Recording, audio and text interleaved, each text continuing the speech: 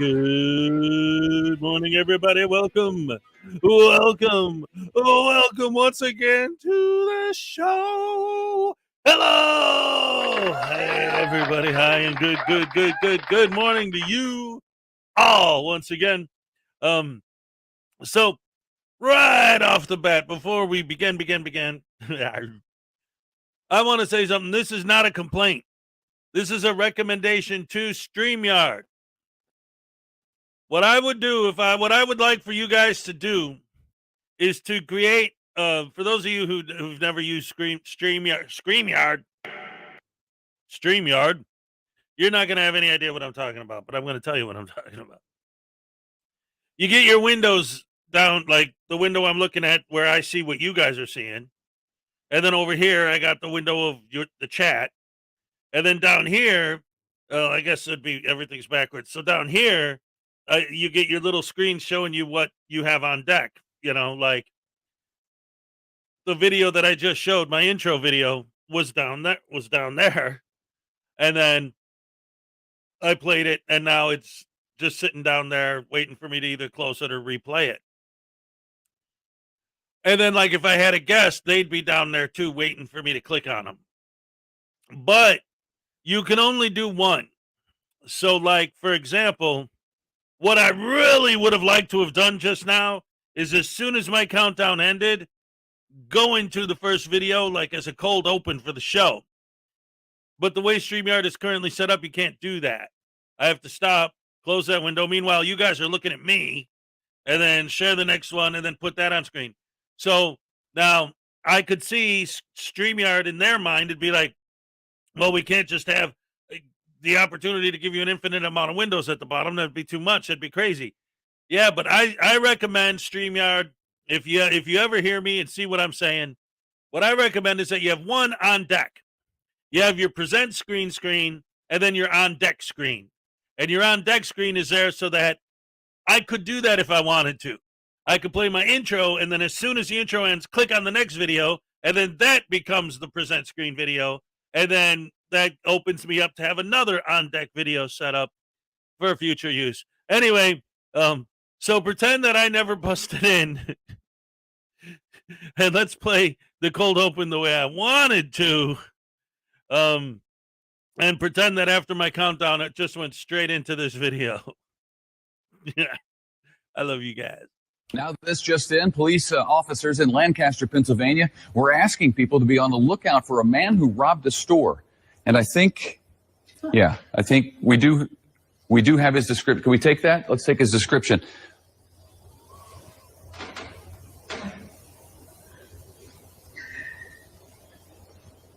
Okay.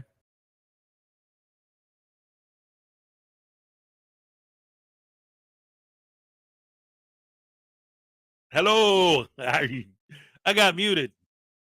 I made some upgrades to the set. I thought it'd be something really cool, but it's cool because it highlights the painting. But the idea was for it to take up the whole wall, but instead it just highlights the painting. But it's there. And look, I can make it. It's all fancy too. Check this out, man. I can change the colors. You know, it's just green. That's green and red. That's just red and purple, I guess. What else? Come on. Oh, just blue. Blue and green. Oh, there's a way to make it do all the colors. I don't know. Anyway, I was trying to do something like really cool and far out, and I guess it is pretty cool and pretty far out, but it isn't as I thought it would be more spread out. It was cheap, man. What did I expect? Too much. I always expect great things and then get all right.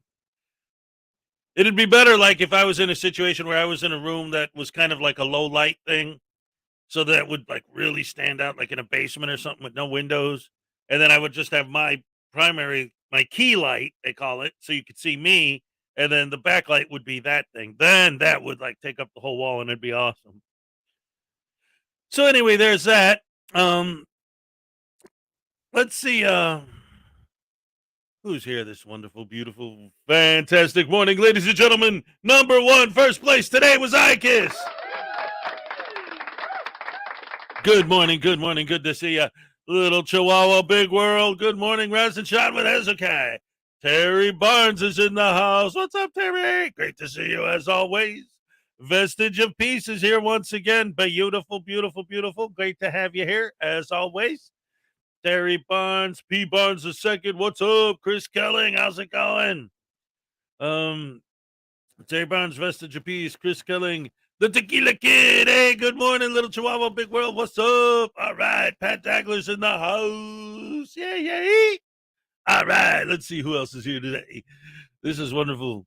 It's like, where's Waldo? But it's like, where's Peck?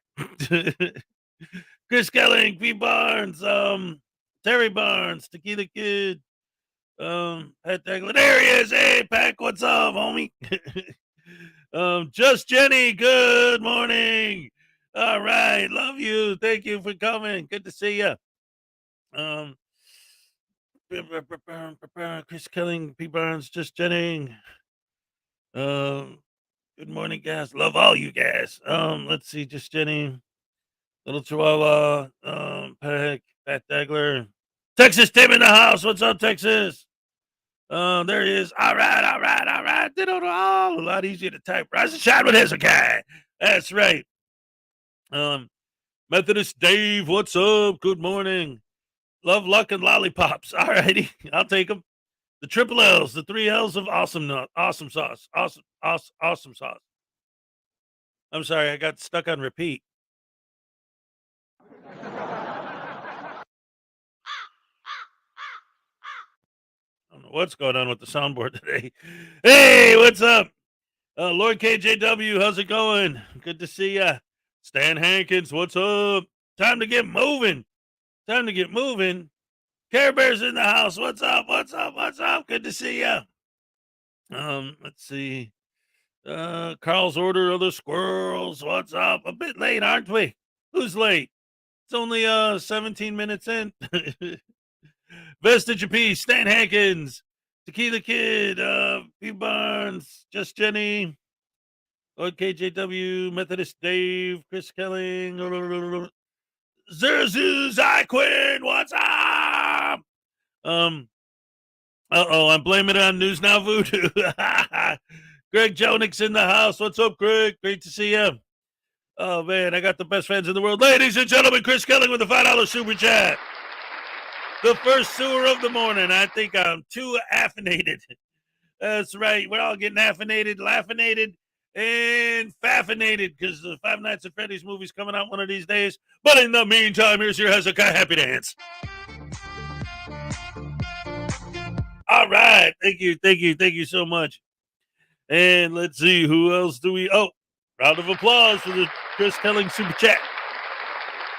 All right, all right, all right. We got Care Bear. We got Plausible Reliability. Good morning. Watching the Blandino interview. I'm actually going to be showing that. So that's yeah. We're going to be going over that for sure. Care Bear, Vestige of Peace, Terry Barnes, Luna Nights. What's up? Good to see ya. As always. Love you guys. Stefan, what's up? Stefan's a big supporter of the channel. Huge fan during the week and on Saturday, every Saturday night at 5 p.m. Eastern. Me and the Frauditor News Network with a different guest, and this week's guest is going to be K-Far. That's right, it's going to be fantastic, ladies and gentlemen. Stefan St. German is here. Graham Greyfiend is also here. This crackle is going to drive me nuts. I'm going to throw this microphone in the river. Shut up. What's up, Graham? Hello, I'm here, but busy. So sorry if I don't catch that much. Love y'all. We love you too, Graham. If you can't hang out, send one of the Bobs. I know they're not busy. I threw that damn Frauditor in the sun. It ain't come back. Vestige of Peace, Care Bear, Chris Kelling. Potluck's in the house. What's up, Potluck? Oh, you reprobates. Hey, British Bulldog, what's up? Let's see who else is here. Ladies and gentlemen, my one and only producer, Salacious. Look, I got the fancy new thing in the background there. I'm trying to make it kind of cool. Not really. Where's my sweet Salacious? Right there. See that? All right.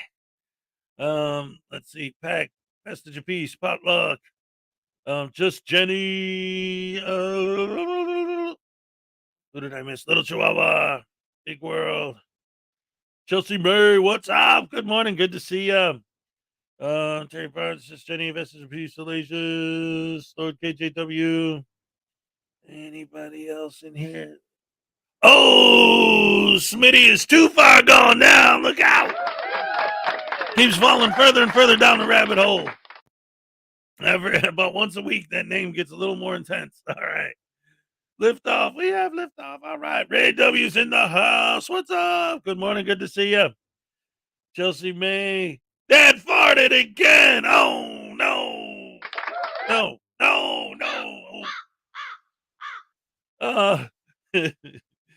Blame the dog. Blame the dog. Pat Dangler, vestige of peace. Just Jenny, Chelsea May, Pack. Scott Ammo's in the house. What's up, Scott? Good to see him. Let's see who else we have today. Let's see. Is there going to be a test later? It wouldn't be a pop quiz if I told you. Chris Kelling, Elwayne Skidor's in the house. All right. Captain Happy's here today, ladies and gentlemen. All right. We got a great crew this morning. Oh, Nikki Small Boy's in the house. Look at this. Hope all is well. Hugs for everybody. All right. I love it. Dave Perillo Jr. is here. Yeah. All right. All right. Look at this. Roisin, man, we got a full house this morning. All right. Sharad. Hello, friends. Hello, how are you? Hello, welcome. Good to see you. Nikki Smallboy, Reed Skidor, Danny's in the house. What's up, Danny? Great to see you. Just Jenny, Nikki Smallboy, P. Barnes, Reed Skidor, Chris Killing, Thunderbirds. Okay. Potluck. What's up? Oh, yep. British Bulldog. Internet God's in the house. What's up? Brooklyn Spider. Oh, no, he did? Oh, I got to check that out. We love watching Brooklyn Audits get arrested. Ladies and gentlemen, here's from Brooklyn Audits getting arrested. All right. Love it. Dino's in the house. What's up? Let's see. Who did I miss so far today? It looks like FNAF movie. Yeah, eventually they're working on it. Let's see. And Anna, what's up? Come on. I know I missed somebody. Anon One News is here, ladies and gentlemen. All right, good to see you again. Great to have you here as always. Let's see. Jammin' Jet, what's up? Good to see you. All right, now I'm all caught up. All right, thank you. Thank you, everybody, for being here today. Thank you for coming to join us. Great to see so many beautiful people here once again. And as always, on the Frauditor Follies YouTube channel, Rise and Shine with Hezokuai show. Let's see what's going on. First of all, let me look up this whole Brooklyn Audits thing. Somebody's saying he got arrested. I want to see if there's a video of that, because I would love to see him get arrested again. That would be so awesome. I'm sorry. It's just so great. When bad things happen to bad people. Oh man. Let's see. Oh, come on. Stupid phone. Not phone.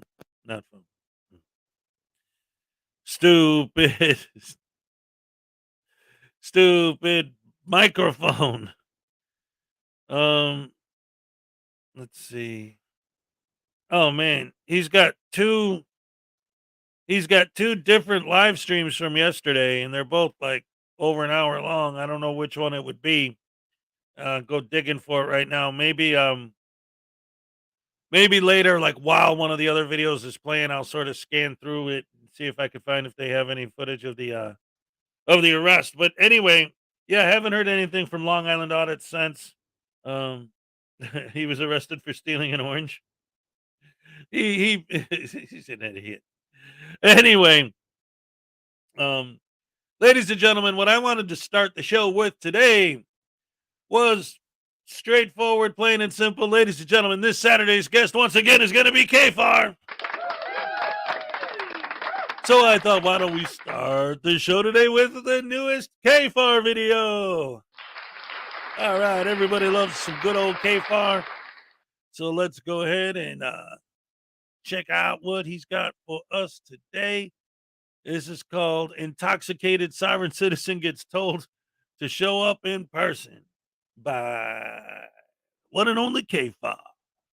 Enjoy the video. Drunk sovereign citizen in court.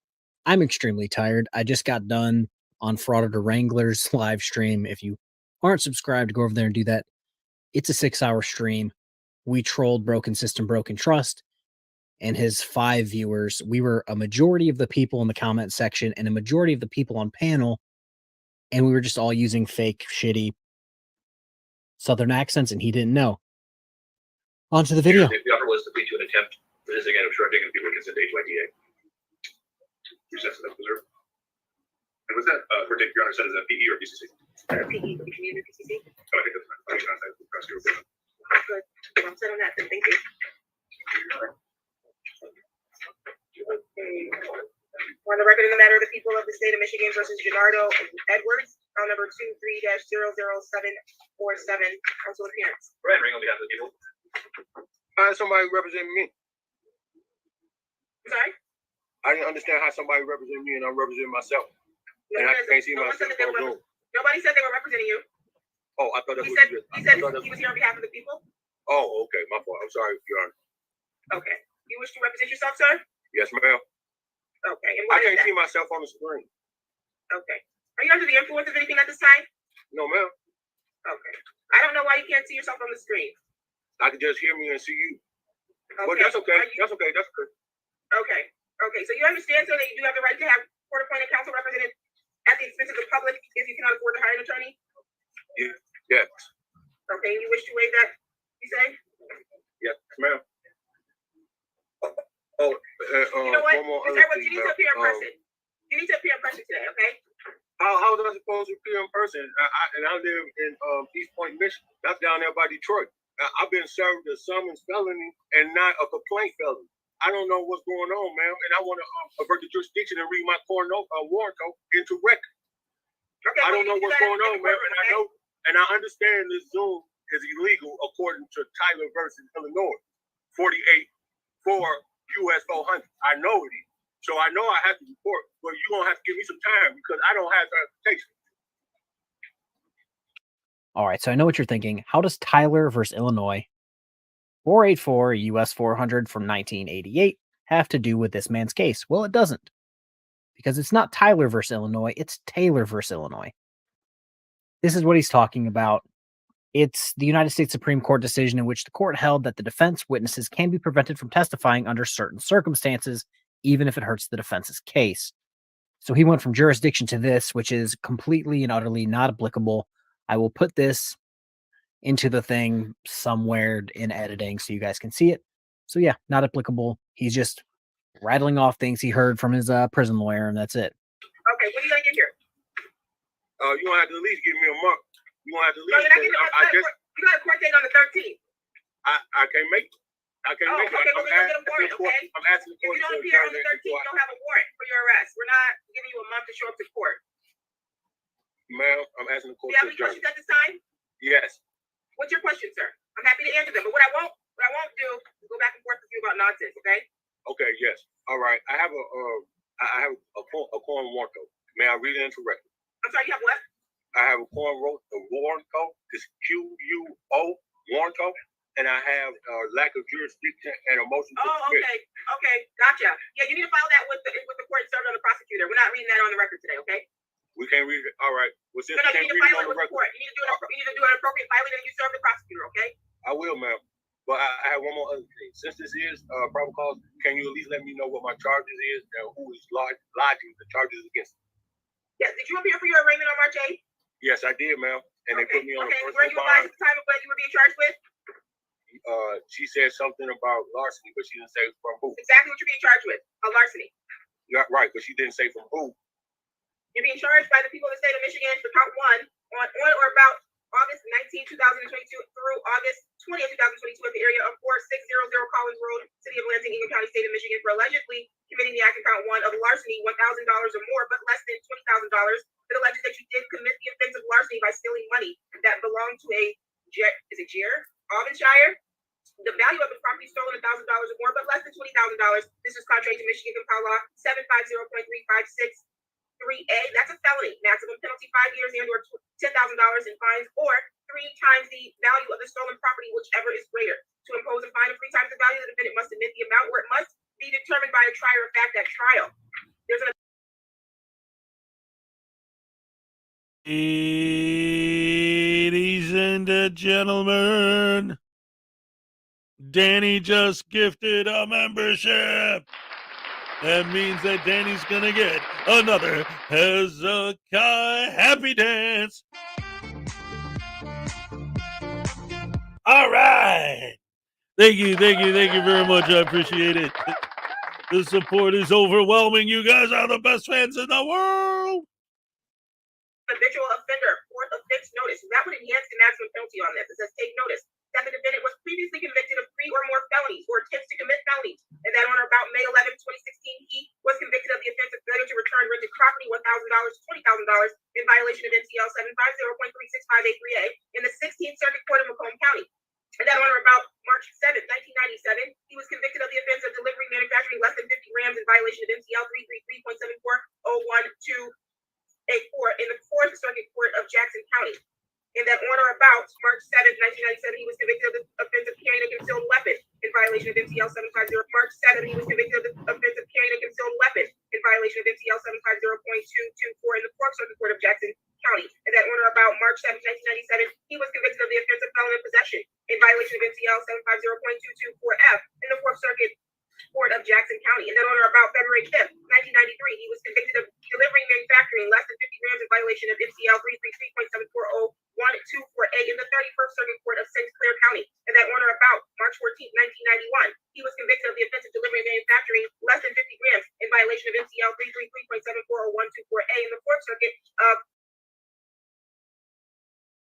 Ladies and gentlemen, first of all, how wonderful of a person do you have to be to have a criminal record where it takes them over half an hour just to read off your charges from the past?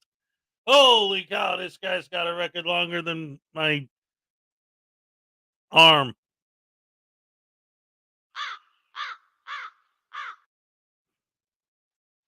Ladies and gentlemen, we got another Hezokuai Happy Dance due to Danny for giving out another membership. What's up, right up yours? What's up, Edie Marie Young? Here's Danny's number 2 Happy Dance. All right. Thank you so very much. Back to the video. No. Wait.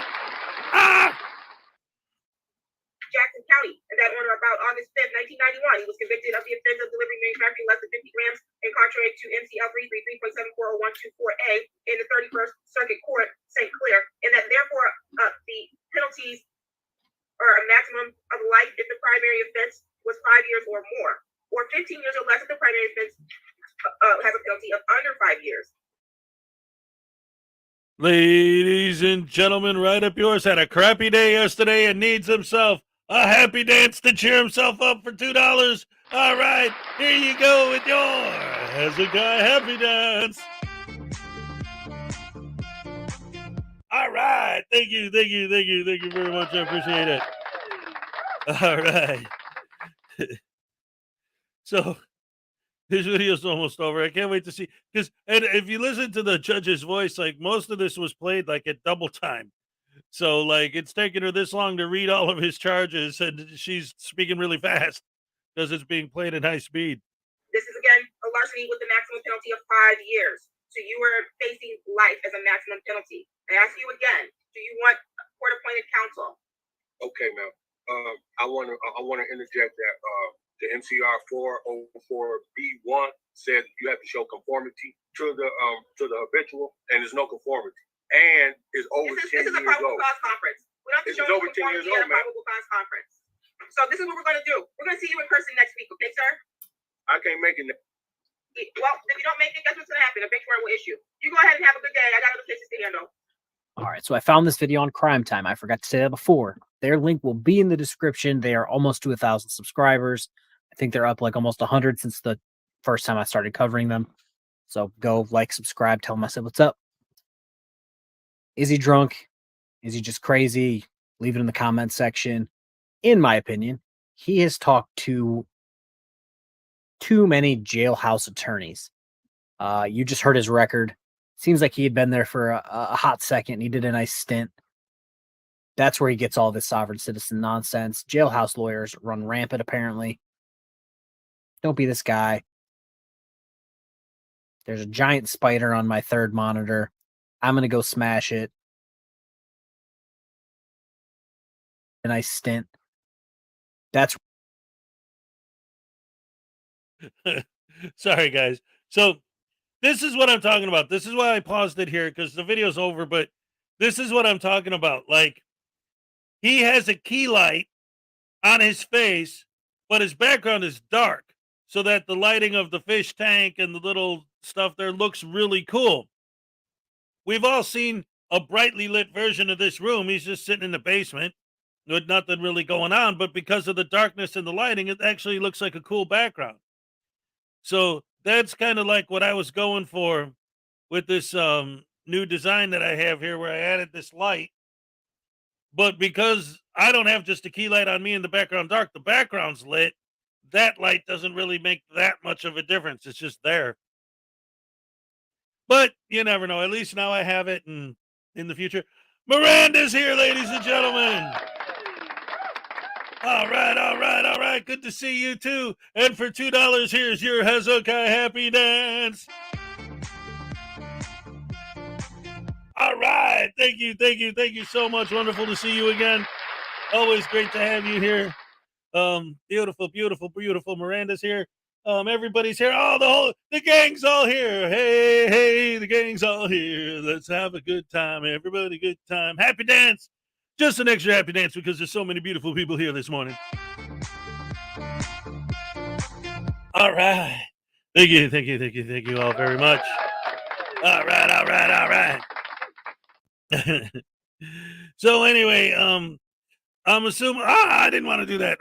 I'm assuming that everybody here probably already saw it, but I just want to ask the crowd real fast. Do you guys want to watch my new video that I posted yesterday with the story of how this little douche canoe escaped and I caught him and brought him back home where he belongs? And if you guys remember yesterday, I had to readjust his ankle monitor, and I finally published the video that tells the story of why. You guys want to watch that again, or you want to just move on with the regular show? No, you know what? It's my show. I'm going to show it. Just in case any of you guys didn't see it, or if you want to watch it again, I'm going to go ahead and show you guys the video called News Now Voodoo The Escape. Here we go, ladies and gentlemen. This is good stuff. I like it, but it's my video, so of course I like it, right? Yeah.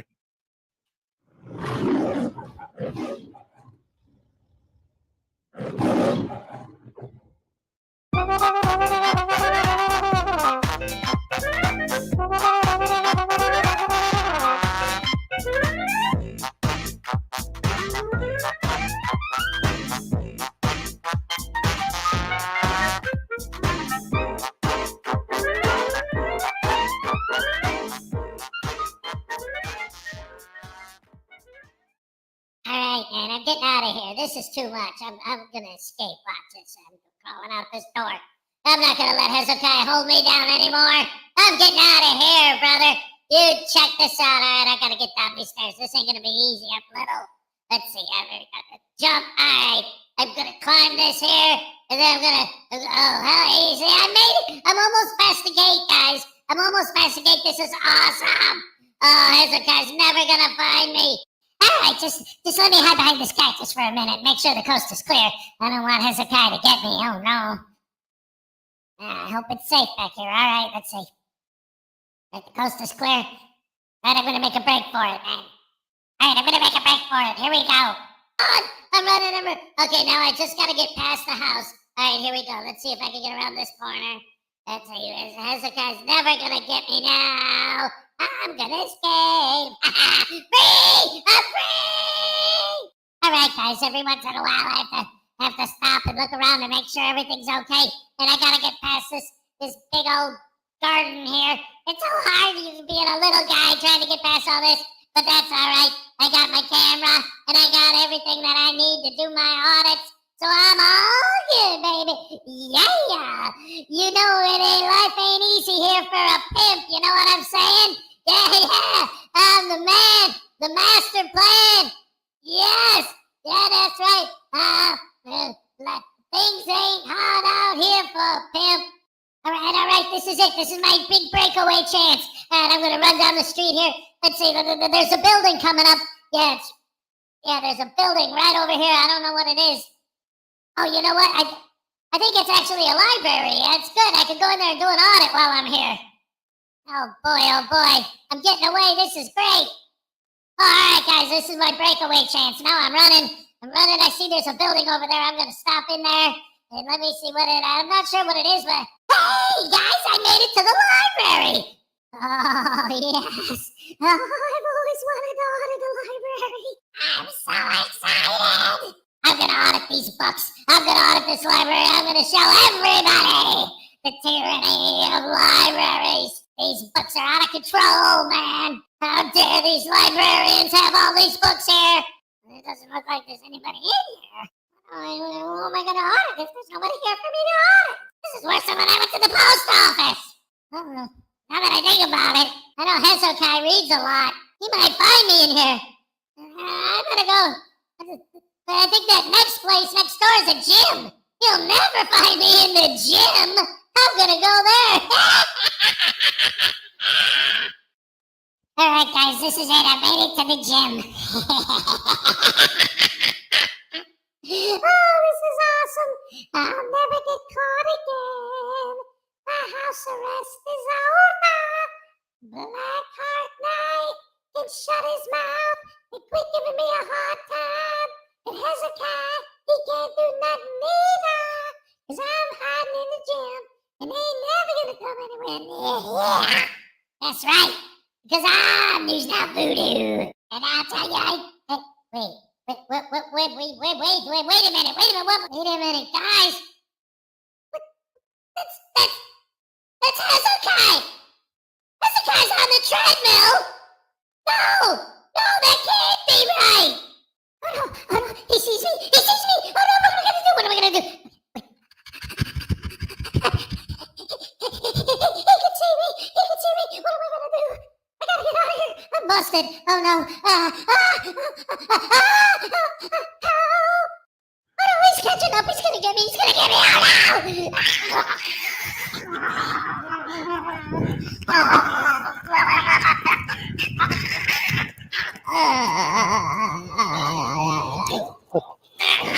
Oh Why, you little... I'll make it you now. Into the woodshed with you, boy.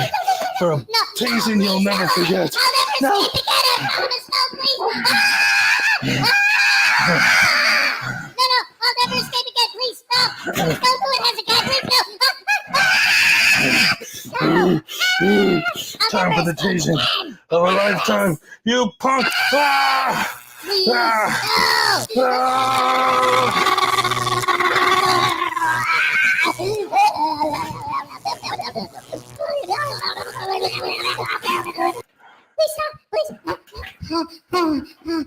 Please stop! Please stop!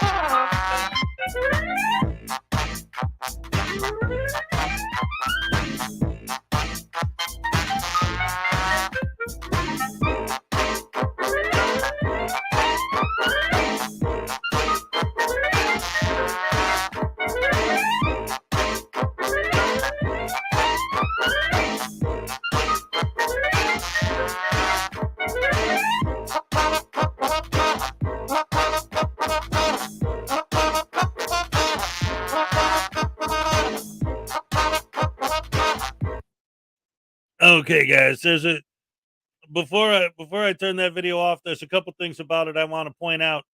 And also the stupid crackle on this microphone. Oh, come on. I'm gonna have to like redo all the electronics or whatever. Anyway, we got a new member, Mark Rules. What's up, Mark? You sure do. Thank you for your membership. And we got a $10 super chat from Maserati 5000 GT. News now, Voodoo missed an opportunity to take a shower while he was at the gym. Thank you so much for the $10. And ladies and gentlemen, we got 5 pounds from Potluck. Thank you so much. That's 3 Hezokuai happy dances I owe you guys.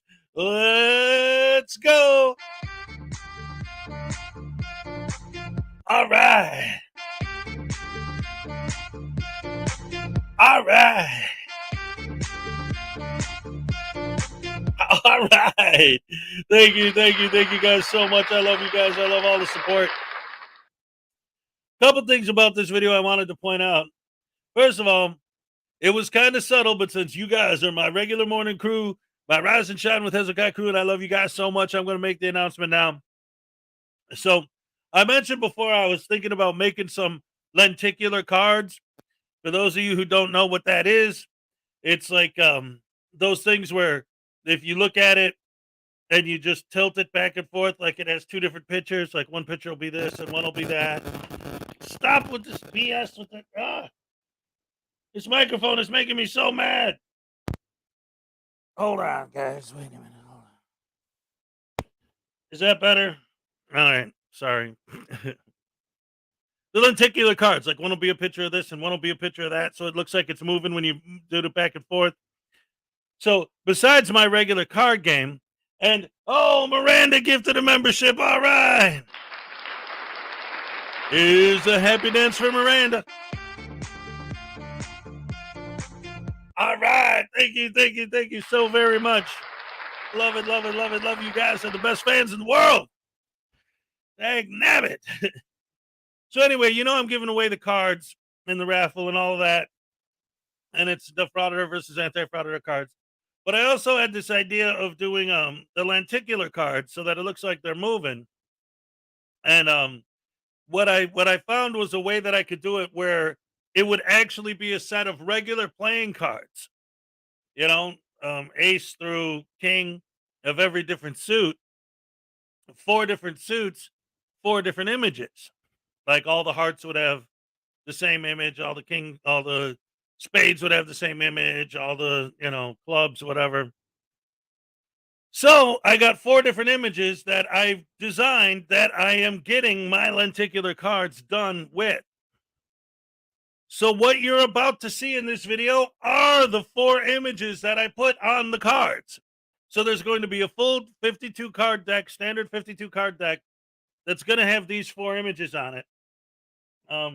Chris Kelling gifted a membership. All right. Another Hezokuai happy dance. All right. All right.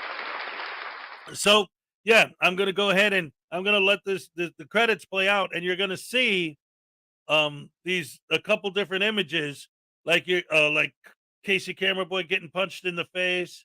For example, that's one of them. You'll see, but it'll be 2 images, and those are the images I used on the lenticular cards that are going to be upcoming, probably around the same time as the release of Series 2 of my regular cards. So keep that in mind while watching this, because that's what these images are from.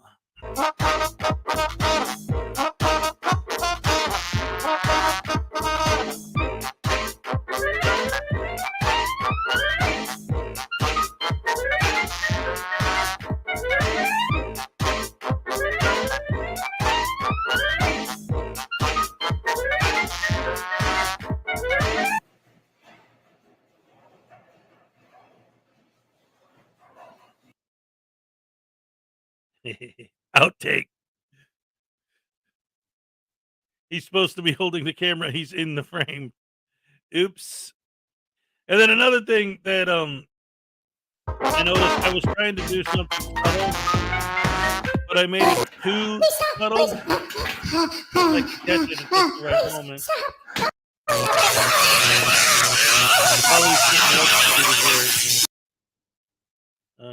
Let me put it on slow speed. No, wait, yeah, okay. Because this, I wanted this to be subtle, but it ended up being so subtle that I don't think anybody noticed it. So I just want to put it out.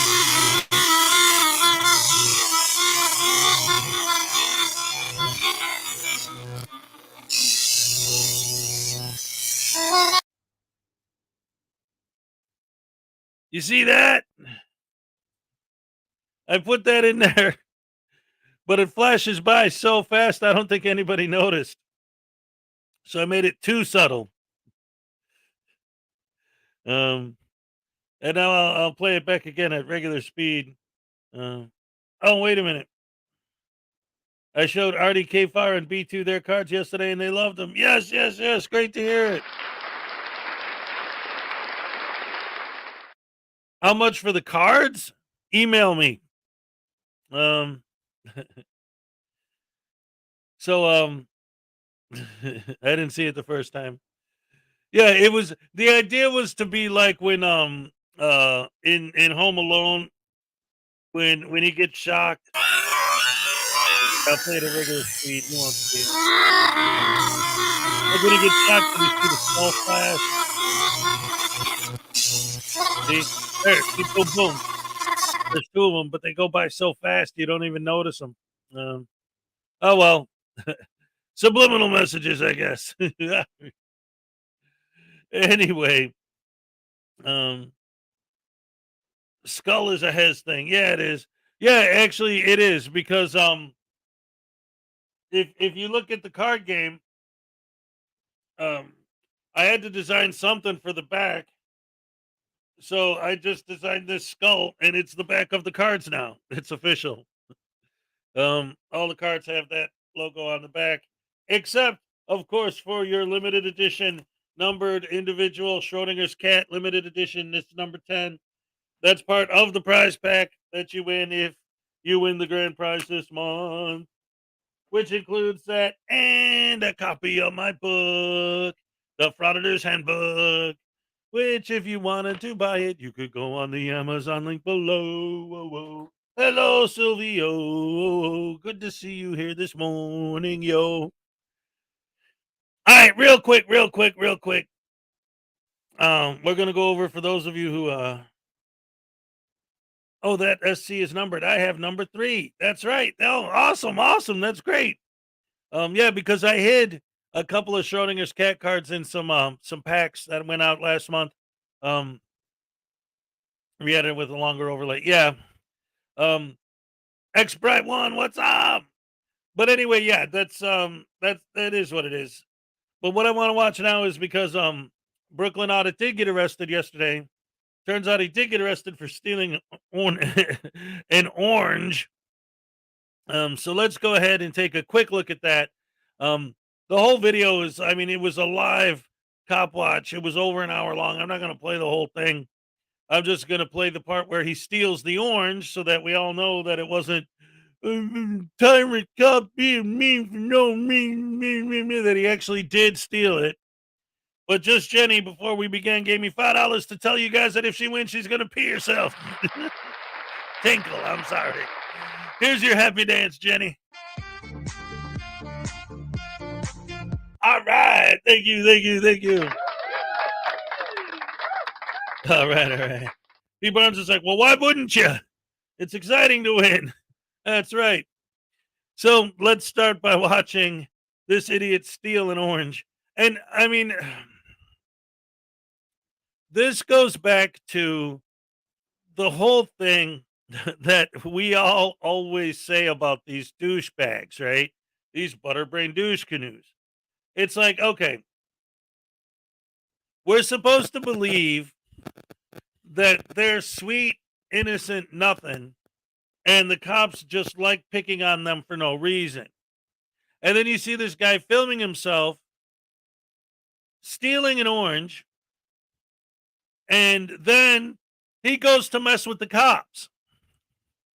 Like, how is that not purposely going out of your way to try and get a negative reaction from the cops? It's like, okay, I'm going to steal something. I'm going to steal something small, right? So that when I get busted, not if, because he's on his way to the police station when he steals it to audit them like he does every night and gets trespassed every night. So I'm on my way to the police station. I'm going to steal something so that the cops will have a reason to arrest me, not just trespass me, but arrest me. And then I'll have footage of me getting arrested that I could say, see these horrible, evil, rotten, no good tyrant cops, how they treat people out here. But I don't want to actually get in trouble. I'm not going to steal a freaking car and drive up there in the stolen car. I'm not going to rob a bank and walk up there with a sack full of money I just stole. No, I'm going to steal a stupid orange. Because if I do, not if, wait, because he's going to the police station. He knows he's going to get arrested. But when I get in trouble, it'll be some small little stupid thing. They'll probably just dismiss it because it's only, 50 cents or $1 or whatever. Edie Marie with a gifted membership. Yes, yes, yes. Here's your happy dance. All right. Thank you very much. All right. So first, let's watch this idiot steal the orange, and then we'll fast forward to the arrest itself. Damn. I want a fucking apple. I want an orange, actually. I want a fucking orange. It's good. Yeah. Fuck out of it. It's my fucking neighborhood. I'll take whatever I want. Damn, man. That guy, kind of hurts breaks my heart a little bit. I want him to be all right. It's my neighborhood. I'll take whatever the F I want. These are our heroes, ladies and gentlemen. These are our modern civil rights leaders. It's my neighborhood. I'll take whatever I want. Steals an orange. Somebody says, hey. Obviously, they're trying to, hey, dude, what the hell are you doing? What's his response? It's my idiot. It's my idiot. Yeah, right. It's my neighborhood. I take what I want.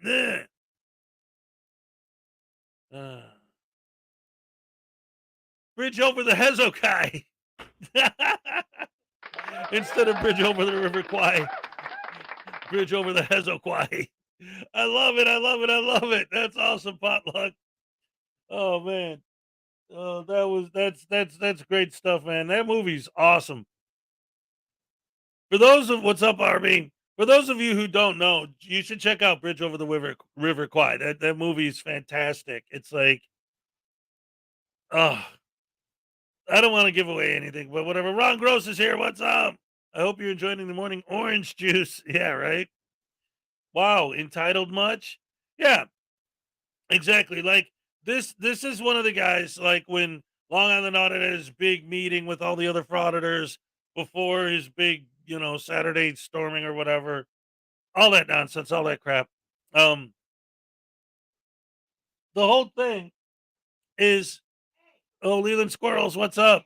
The whole thing falls apart. The fact of the matter is, these are the people that we accuse of being criminals and assholes and douche canoes and all these things, and they get all mad. Oh, you guys just want to insult us and say stupid things because you're all a bunch of bootlickers. And so now here he is, riding his scooter down the street, grabs an orange, sticks it in his pocket. Somebody sees him stealing the orange and says, hey, and he goes, it's my neighborhood. I'll take whatever the hell I want. Big hero. Non-criminal, right? We're supposed to respect this guy. He's a scumbag, and he just proved it and filmed himself doing it. But no, the cops are the bad guys because they arrest them for it. So let's get to that. Let's see. We'll give it about from when this guy comes out. So this is after he steals the orange. He goes right to the police department, of course. And he's been hanging out there like he does every day. Even the people in the chat are like, well, you filming yourself pocketing the orange seems super sus to me. It's just hard to wrap my mind around the idea of a person who records the police for a living doing that on a live stream. Don't be a thief. See, some people are like, hey, even his fans, some of them are like, whoa, that's kind of not cool that you're stealing stuff. But a lot of them are like, hey, oh, look, here we go. Here's good arrest. Hope there's many more. Sorry, I missed the live. I love you, bro. I support you. Blah, blah, blah. Like these tyrants, you see how evil they are arresting people just for stealing. Lieutenant Martin, maybe? I don't think he's a captain. I'm sorry. Lieutenant Martin. Black male, right? Drives what does he drive? An Ultima? He parks on this side over here. You don't, Martin. Okay, all right. So why would they arrest me for hanging out on a public sidewalk? All right, case was dismissed. Okay. And now you realize you guys don't have qualified immunity. So who you guys think you are to arrest a person on a public sidewalk exercising their First Amendment, right? Would you arrest me if I'm hanging out right now, right? You're not gonna do nothing, right? Exactly. I'm exercising my First Amendment. I came in here. I wanted a complaint form. I'm gonna film for my own protection because obviously I got ganged up. Now they put me in handcuffs. They put me in a back cell like a filthy animal, right? For what reason? Trespassing in public? Come on, bro. Come on. So what do you think about that? What's your comments on that? He wasn't there. So you're not going to comment? You don't think that was wrong? You think that was right? Case was dismissed anyway. So trust me.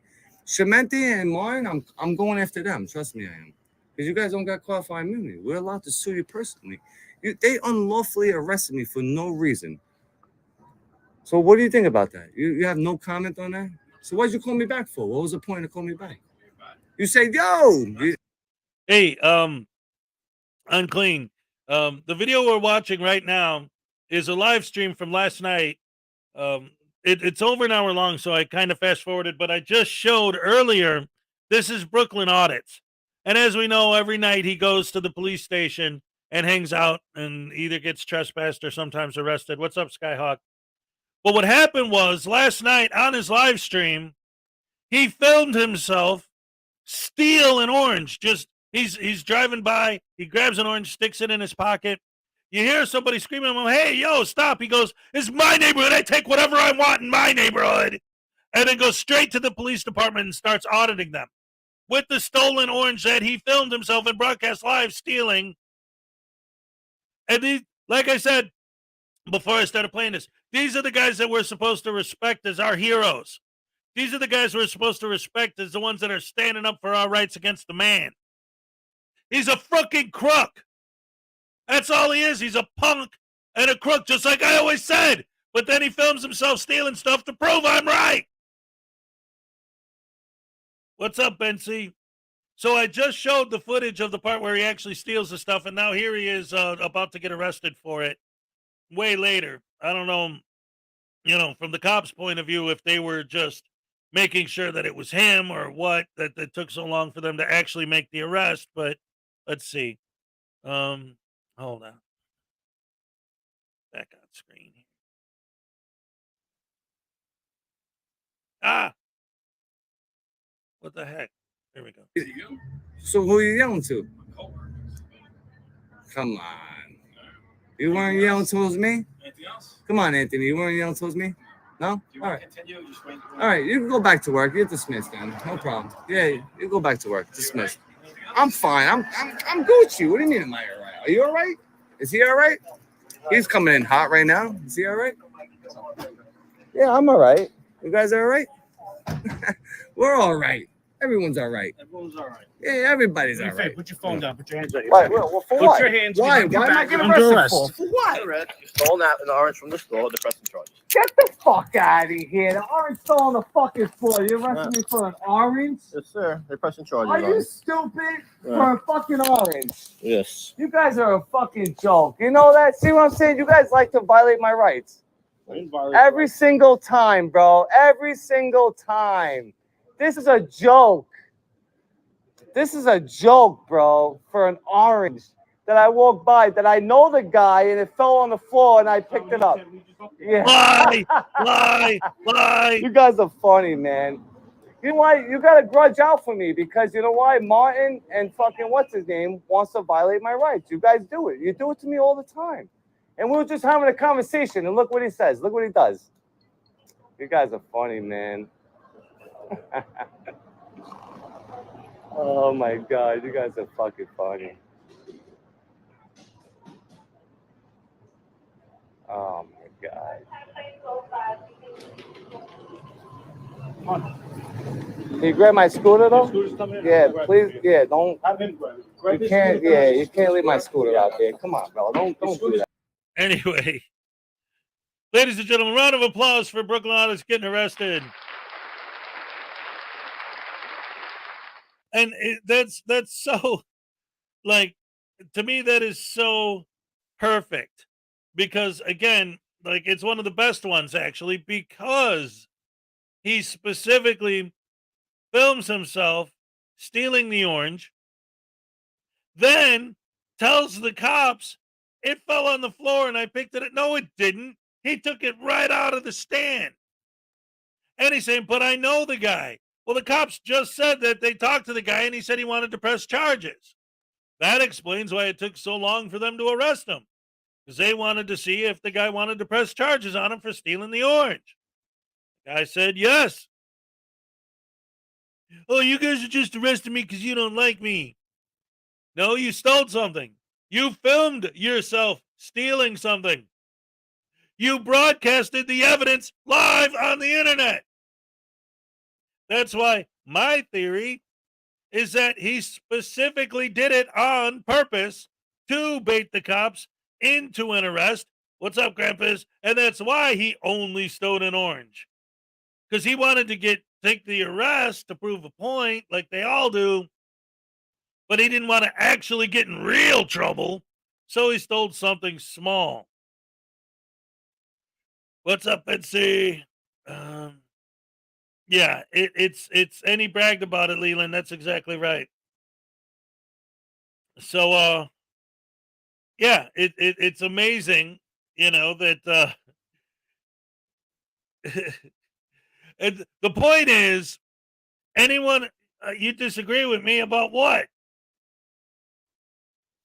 That he did it on purpose? You think he's just that much of a scumbag that he just steals stuff all the time? I wouldn't be surprised, because Brooklyn Audits definitely is a scumbag.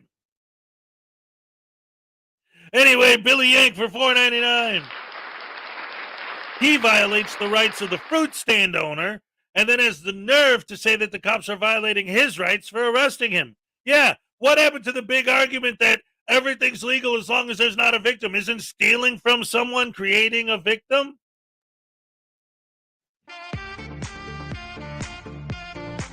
All right. That's for Billy Yank. What's up? Oh, Unclean's like, no, he doesn't think he did it, thinking that he would be caught. I don't know. He is that stupid. I definitely believe that he is that stupid. Oh, man. Yeah, the orange clearly fell into his pocket.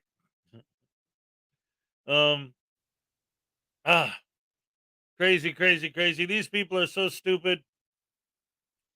And that's it. It's like, how do you, and anyone who supports these guys, point to this video as another example of why they're nothing but scumbags, and this video proves it. Nail him for multiple traffic violations as well on his little scooter. Yeah. Yeah, that's bad stuff. Anyway, that being said, I want to get on to the next thing I wanted to talk about. And this is a good follow-up to the video we just watched. So, for those of you who were here, you might remember last week, I think it was, maybe the week before, I found a video about a psychological disorder known as oppositional defiant disorder. And it was like a cartoon video, it was a proper educational video, but it was more geared toward, because oppositional defiant disorder is something that mostly happens to children, but they usually outgrow it. But there are some adults that have it. And after watching that video, I decided to show it here because it seemed to me like if you just took the phrase, the name of the condition out of it and replaced it with the name of any frauditor, it would fit perfectly. And I was thinking, ODD, yeah, it's pretty odd. And it seems like ODD is with people who grow up with it are the people who became frauditors. And because I played that video last week, I've been getting things in my side recommendations about ODD. And then I found this video I wanted to play real quick, specifically about adult ODD, which is what we're talking about when we're dealing with people like Brooklyn Audits and frickin' Media and Direct D and all these other piece of shit crap poop scumbags that we talk about every day. So let's take a quick look at this and see what this guy's talking about and see if you could find any bits or pieces he mentions that remind you of anyone in particular. Asks, what are the common characteristics and traits of someone who has oppositional defiant disorder, sometimes referred to as ODD? Now, sometimes it can be difficult to discern the difference between someone who has ODD and someone who is perhaps strong-willed or maybe overly emotional in certain situations, or even if they have a genuine grievance against some kind of injustice. But oppositional defiant disorder is characterized. Real quick, though, I did want to point something out before we get too much into it. Right? You see this here? Right? He has this awesome 12-inch stormtrooper. See that? That's pretty cool. And then down here, he's got a TIE fighter here at the bottom.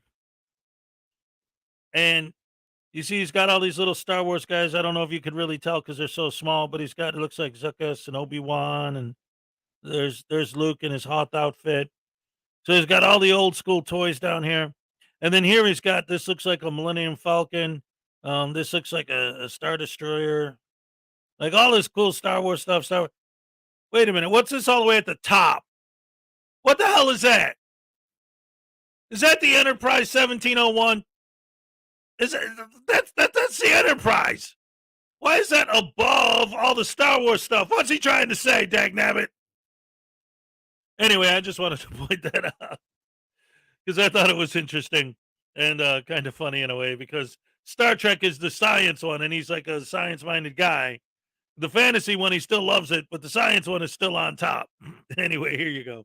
By a continued pattern of behavior that can be defiant, hostile, uncooperative, and disruptive towards others, in particular, though not exclusively towards authority figures. The signs of ODD generally begin in childhood, usually before the early teen years. These behaviors can cause significant impairment with their family, with school, and with social activities. Although it's normally associated with children and young people, it can be present in adults as well. And it is the adult presentation that I will be focusing on in this video.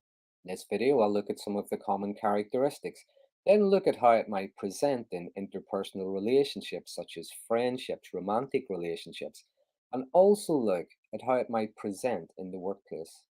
So if you like this video, if you find it helpful, please consider subscribing to my channel. Now, bearing in mind, we can all get angry at times. We can feel as if the world is unfair, and yes, we can have something of a rebel in us all from time to time. But the following characteristics would be persistent and pervasive, not just once in a while.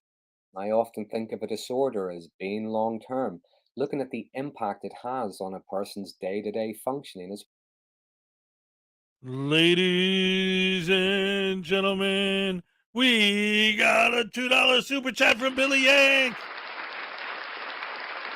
Yes. The only question I ever thought was hard was, do I like Kirk or do I like Picard? Anyway, Billy, here's your Hezokuai happy dance. All right, thank you. Thank you very much. So what did he say? Star Trek is great, but Star Wars is great, but Star Trek is awesome. Here's the thing. I don't like actually comparing the two because one is science fantasy and the other is science fiction. They're two different things. And if you categorize them like that, then they're both like the best in their category, you know? especially now that the new season of Picard was actually good. It's given Star Trek a little bit more credit, but then again, the new Mandalorian shows are pretty good for Star Wars, so it keeps going back and forth between the two. But again, they're two completely different things. Just because they both take place in outer space for the most part doesn't mean they're the same any more than having a romantic comedy that takes place in a cabin in the woods and having a horror movie that takes place in a cabin in the woods. Just because they're both in a cabin in the woods doesn't mean they're the same thing. Yeah.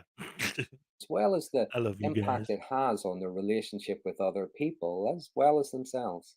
And the oppositional defiant disorder can be comorbid with other conditions such as ADHD.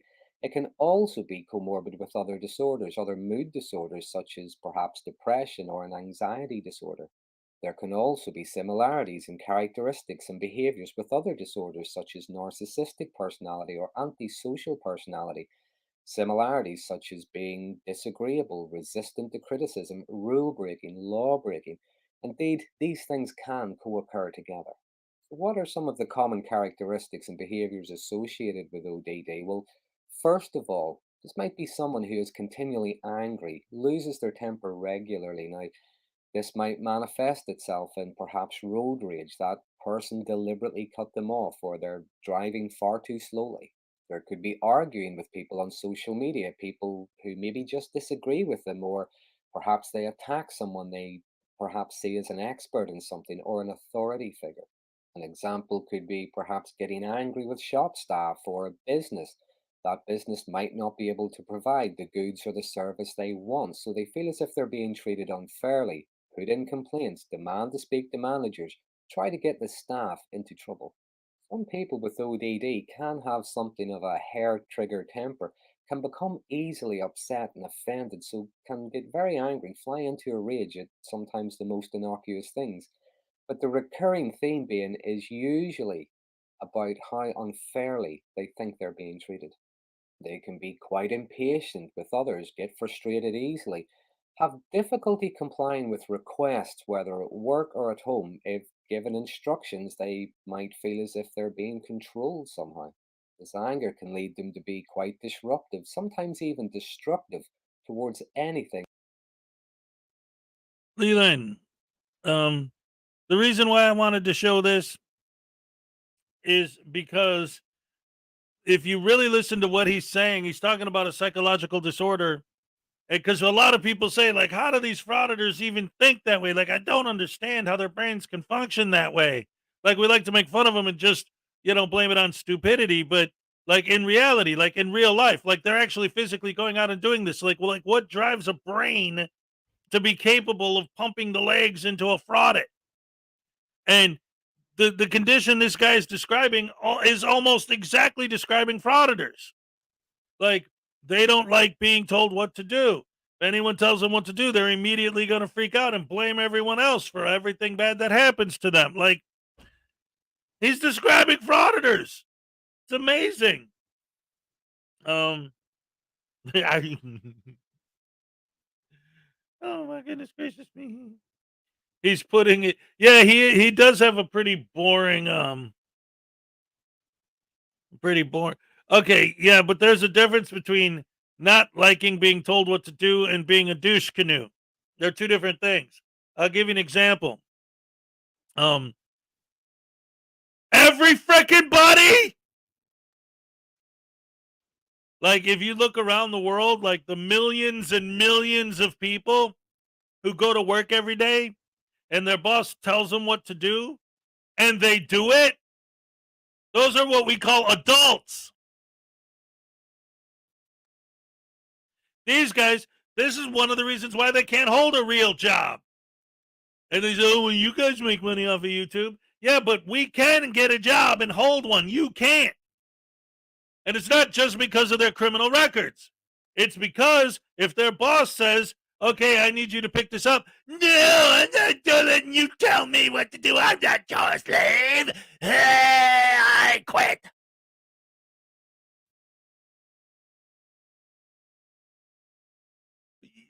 Are you going to tell me Are you going to tell me that the Navy SEALs aren't men? They do what they're told. Oh, they do what they're told. You're going to tell me that they're punks, that they're cowards, that they're vile slaves and they deserve no respect? Because they let people tell them what to do, man. People who cry about being told what to do are the punks. Yes, you don't want somebody just barking orders at you because that ain't life. That ain't the way it works. But there's a line. If you've had jobs, I'm sure you know that sometimes you get a boss who's a jerk and who does power trip and like to bark orders at you that are unnecessary. That's different. And that's the excuse that these guys love to use. That cop told me to step back. I don't have to because it wasn't a lawful order. See, there are situations where it is appropriate to disobey because it's not about bending over. It's not about licking boots. It's not about obeying blindly. At the same time, there are times where it is appropriate to obey. That's the problem, is they don't make that differentiation in their brain. I'll give you an example. I used to tell this to my kids all the time, trying to teach them. Look, if I tell you to do something, you need to do it. Not because I'm trying to control you, but because if I say stop and you don't stop, that's a problem. Because if you're running out in the street and there's a car coming and you don't see it, I don't have time to sit there and explain to you, hey, you need to stop running because that car, but then you already got ran over. When I say stop, you frickin' stop. Then the car goes by. Then I say, okay, go ahead. You have to understand when it's appropriate and when it's not appropriate. They don't make that distinction. If they say stop, they assume that whoever's telling you to stop isn't trying to protect you because they see a car coming going to hit you. They think they're telling you to stop just because they love telling people what to do.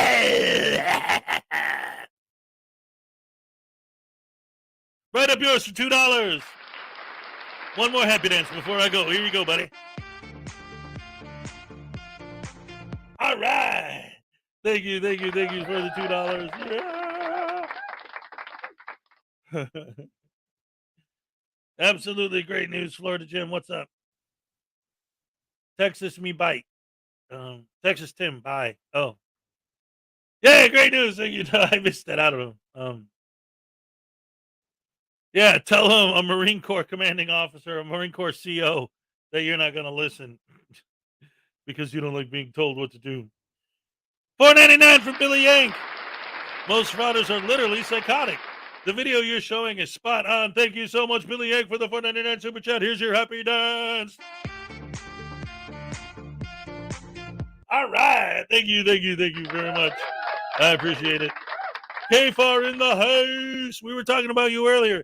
Hey, hit me up on email or Discord or something, bro. We got to set up everything for Saturday, man.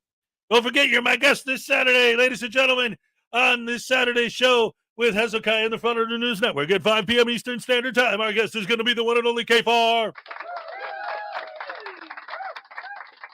Basically, the main thing I'd like to know before we do anything on Saturday is if there's any specific videos you want to watch or any specific subjects you want to talk about. Maybe going over that whole thing where you trolled BSBT, whatever. I don't know. Just let me know. Let's see. So anyway, yeah, we get it. We get it. Operational disorder, whatever. ODD is odd because these people are odd. Odds bodkins.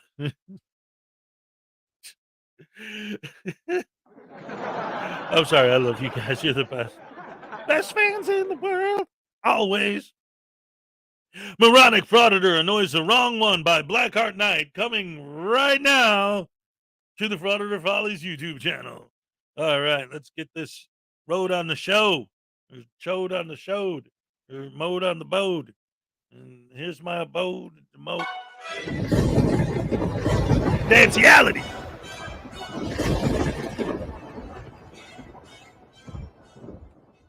Some viewers may find the following video disturbing. Viewer discretion is advised.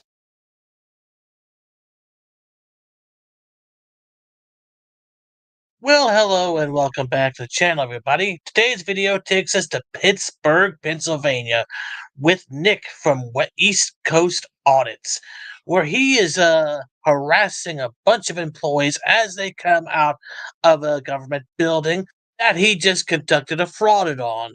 But he ends up getting the wrong gentleman today. And, well, he's a bit older, so he calls him an old geezer. You know what? He may be old, but he's probably experienced. So you better watch out because you might get your block knocked off. At any rate, let's go ahead and sit back, relax, and enjoy the show. Look at this pothole. He's leaving.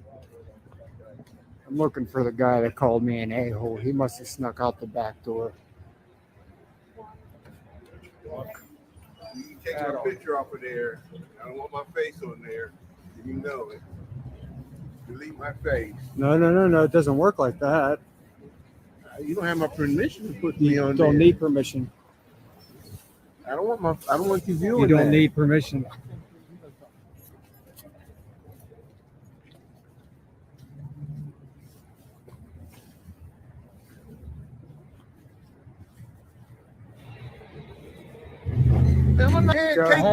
Go ahead and do it. You take You it. do it. You'll be in jail. I don't want you to lose your keep. I don't want job. you to keep following me. It doesn't matter. We're in public. You can't do nothing about it. Now get the.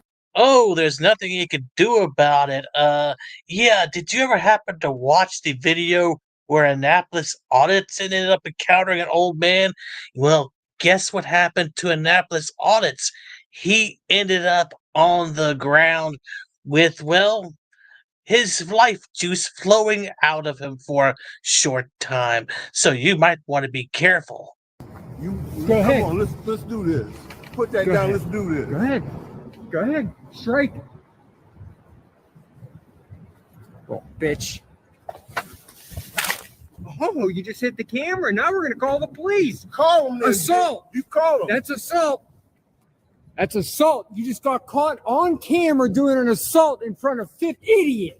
I'm telling you, I'm going. You can't do nothing. I'm filming in public. I don't want to be on there. That's not your choice. It is. You're a county employee. That's not your choice. It is my choice. No, it's not. On that property, No, you can do that, but you There's can't do no that here. expectation of privacy in public. Period. You know, yeah, there's no expectation of privacy in public according to people like you, but should you harass somebody, well, there are always consequences to that, and some people are just too polite to do anything about it, but you get the wrong one, and you'll end up on the ground. Just keep on going at it, buddy, and you'll find that person that will do that.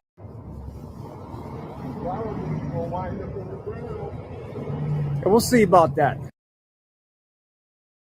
Real quick, I want to address this comment by Leland because this is a good way of summing up the argument that I try to make just about every day. Okay?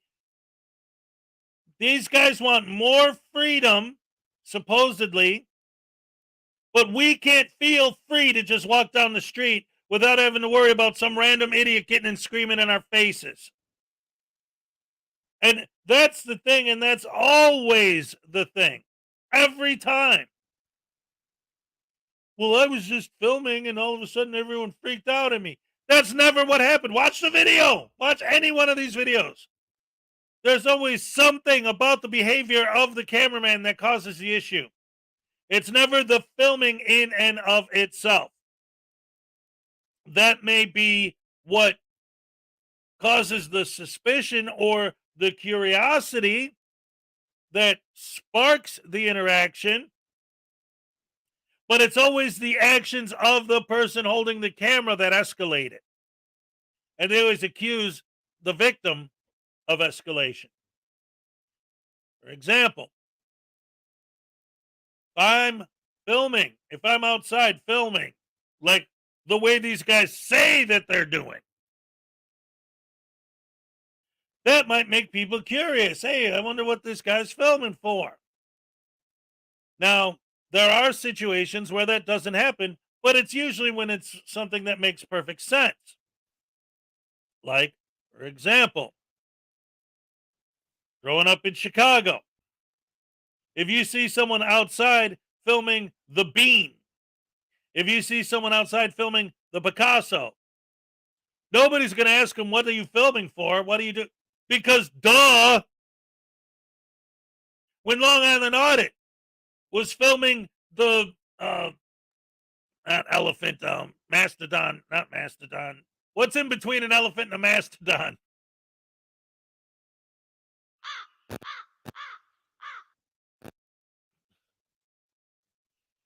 Anyway, when he's filming the skull that they had in the building, like, nobody bothered him while he was doing that. Why? Because that makes sense why someone would want the mammoth. Thank you, Leland. When Long Island Audit was filming the mammoth skull, nobody bothered him. Why? Because it makes sense that you'd want to film something like that. That's pretty damn cool. But if you're just walking down the street filming, somebody might be curious. Oh, I wonder what this guy's filming. And they might even ask you. And this is where it becomes a problem with the person filming. Never, ever the camera itself, the person filming. So you come up to me and say, hey, what are you filming? As a human being with a soul, I could say, oh, well, I have a YouTube channel and I'm just out here, filming for my, for my channel and this and that. You want to be in the movie? Maybe like we can do a thing, and maybe they'll be like, oh no, I don't, or, oh yeah, that'd be fun. I like the YouTube, whatever. And that's it. But that's not what these people do, is it? When someone says, why are you filming? They say, I don't have to tell you, I have the First Amendment right to film. How dare you try to violate my rights? Pepper spray! Pepper spray! Don't you dare violate my rights by talking to me! How dare you use your freedom of speech to the frauditor! Frauditor's God! Everyone else die in a ditch! Go die in a ditch, you piece of shit! I'm the frauditor! I'm in charge of the universe! You do what I say because I said it! Punk! How dare you ask me why I'm filming? That's the attitude with these guys. You can't. It's insane. What are you filming? Oh, I'm just getting some footage for my YouTube channel. I'm doing a thing. Hey, you want to be in the video? We could do a cool little bit. Like maybe, you could pose for me, smile, or we could do like an interview or whatever, Just a thought. Oh, no. Thank you. All right. Thanks. Have a nice day. That's all it is. That's all it has to be. But they can't do that. They can't. If somebody asks them why they have to film, they immediately have to accuse the person of trying to violate their rights, of trying to stifle their freedom of speech. I just asked you a freaking question, you douche canoe. Not yet, pal. Not yet. He got tortured yesterday. You guys saw that. He needs a break today. He's going to have a heart attack. I woke up your cats. Ah! Carl's Order of the Squirrels wants to know if you cross an elephant and a rhino, what do you get? I don't know. What do you get?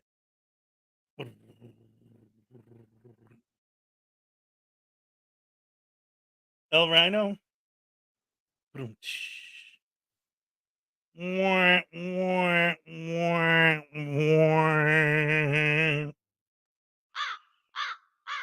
Rhino. El Rhino. Oh, that's racist. All right, no. Here we go. I'm gonna come back every day until I find out your name and make sure I press charges. You're gonna lose your job. I hope you know that. Well, it's your fault, dude. You had no business touching me. Oh. How about that? Huh? How about you? What? Because I'm filming. You're the bitch. Because I'm filming? You're the bitch. Because I'm filming. No, because you called me one. You the bitch. Because I'm filming, huh? Because you called me that, right? Go ahead. Go ahead. You know, as Joe Guerrero once said on the After Prison show, it is probably best not to go after anybody out in the streets because you don't know if they are trained to go or not. For all you know, that old man may be a mixed martial arts master and he's just hiding it from you because he doesn't want you to know what he is. So, I wanted to say this too, real quick. And it's funny too, for those of you who Elefino. Anyway, yeah, how do these people not see themselves as scumbags? So this is another perfect example of why these guys are so predictable. I just went off on this big rant, and then I come back and immediately I press play, and what happens? He's Why are you getting mad? Just because I'm filming? Just because I'm filming? No! Because of the things you're saying! Because of the things you're doing! Because of the way you're acting! It's never the camera! It's always the cameraman! They never get this point. Oh, you're doing this because I'm filming? You're doing this because I'm filming? That's building the false narrative for your fans. That's what you're doing. Do what we do. Watch the video and ignore the narration, and you will see what's actually going on. Look with your eyes. Look with your eyes. And you'll see what's really happening. That's what we do. That's why we know that this is all BS, because we can see it. We don't listen to the narration. Oh, you guys are just... if I know. An elephant and a rhino. If I know. All right. If I know. I get it. That's good. Anyway. Let's get back to the douche canoe. You know what? Years ago, I did a video. It's one of my most popular videos called the Sovereign Citizen Awards. And then I was thinking about doing another one. Maybe I should do the Douche Canoe Awards. Yeah, upgrade it.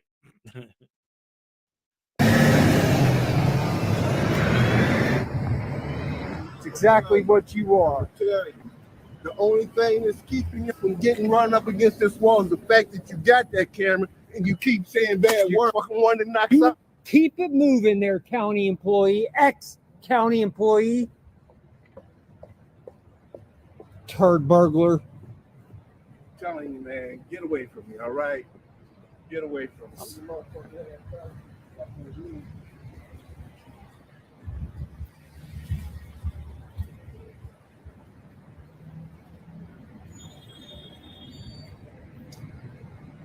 I could just see you getting your ass beat and the cops looking on the footage that you took yourself and are like, okay, you had this one coming. He's not off the hook.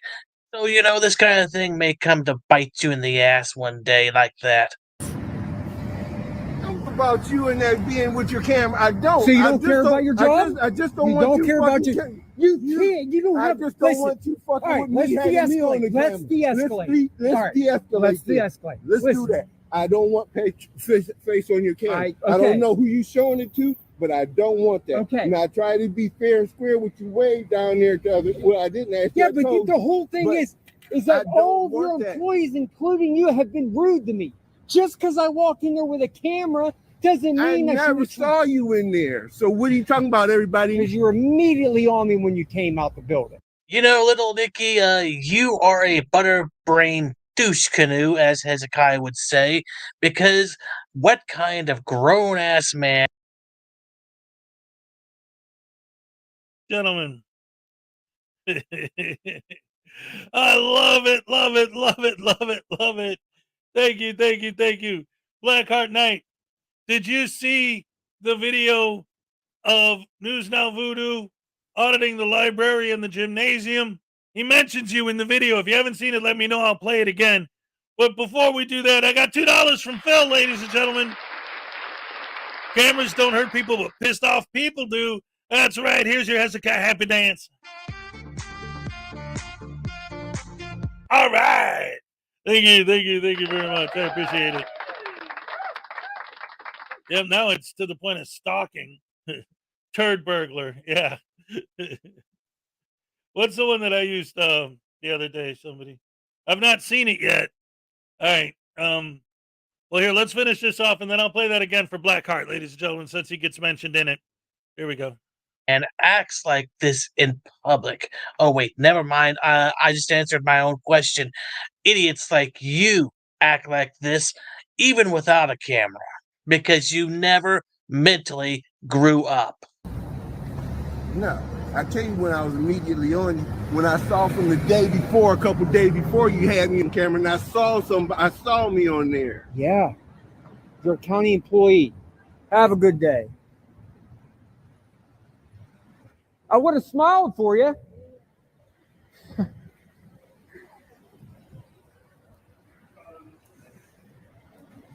Another city county employee that used a bad word to describe me. That's okay, though.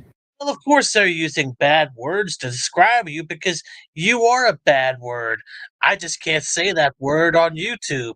I mean, seriously, dude, what kind of man goes after a senior citizen like this? Oh, wait, somebody like you who is that bad word to begin with. But you're lucky he didn't beat your ass down onto the ground. So, you should count your blessings right there. At any rate, guys, I hope you enjoyed the video. Thanks for watching, and I will see you on the next one.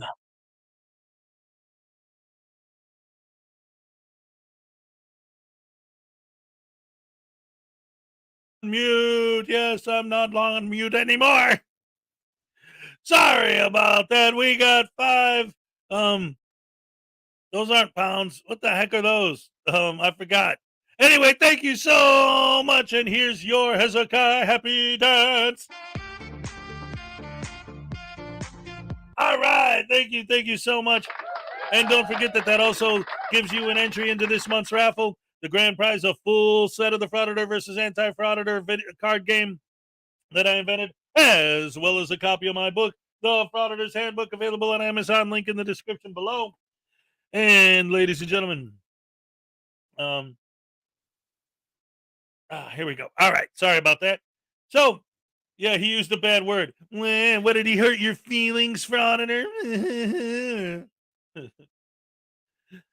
So anyway, ladies and gentlemen, I'm sure all of you have already seen it, probably several times already at this point. But since Blackheart Knight gets mentioned specifically in it and he hasn't seen it yet, I'm going to play my new video one more time for Blackheart Knight. So this is for you, buddy. So check this one out. This one got published yesterday. Here we go.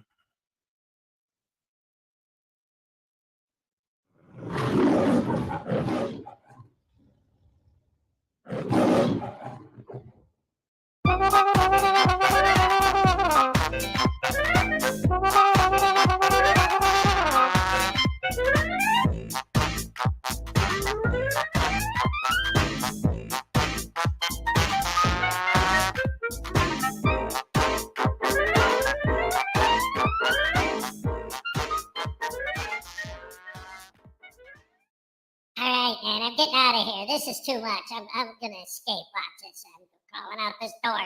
I'm not gonna let Hezokuai hold me down anymore. I'm getting out of here, brother. You check this out. Alright, I gotta get down these stairs. This ain't gonna be easy. I'm little. Let's see. I'm gonna jump. Alright. I'm gonna climb this here. And then I'm gonna. Oh, hell, easy. I made it. I'm almost past the gate, guys. I'm almost past the gate. This is awesome. Oh, Hezokuai's never gonna find me. Alright, just let me hide behind this cactus for a minute. Make sure the coast is clear. I don't want Hezokuai to get me. Oh, no. I hope it's safe back here. Alright, let's see. Right, the coast is clear. Alright, I'm gonna make a break for it, man. Alright, I'm gonna make a break for it. Here we go. I'm running. Okay, now I just gotta get past the house. All right, here we go. Let's see if I can get around this corner.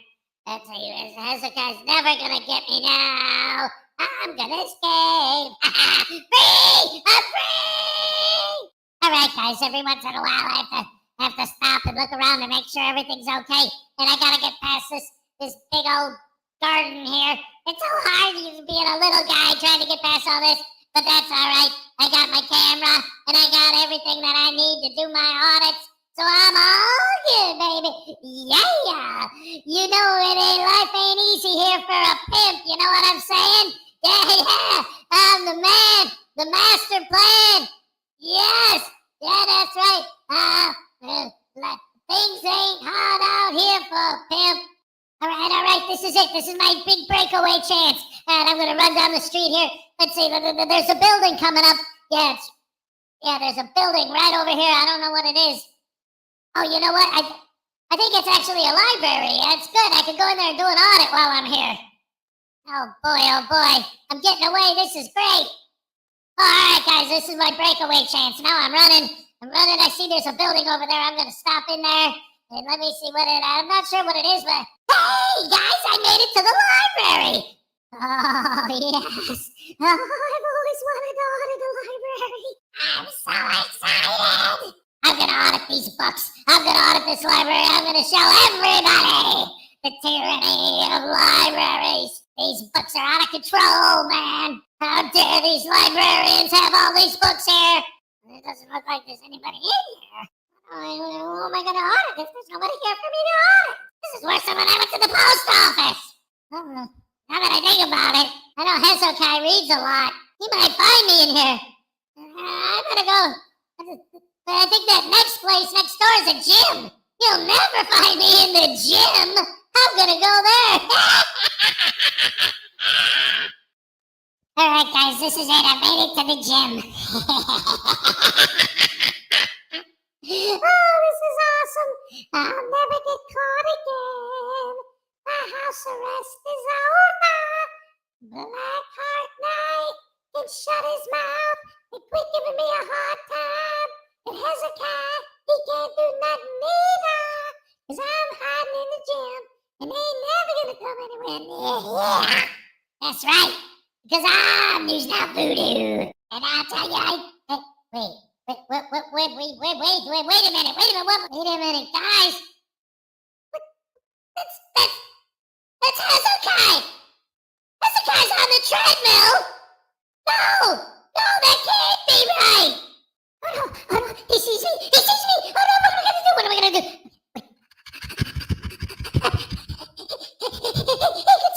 can see me. What am I gonna do? I gotta get out of here. I'm busted. Oh no. Oh no, he's catching up. He's gonna get me. Oh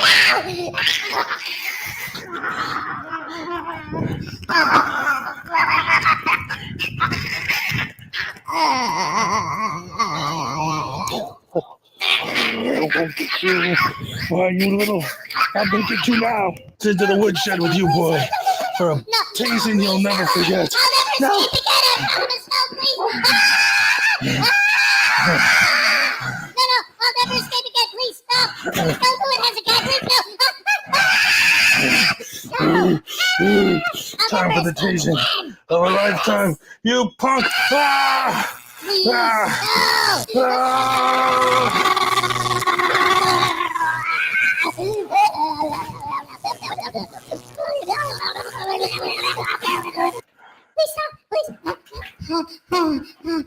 Please stop.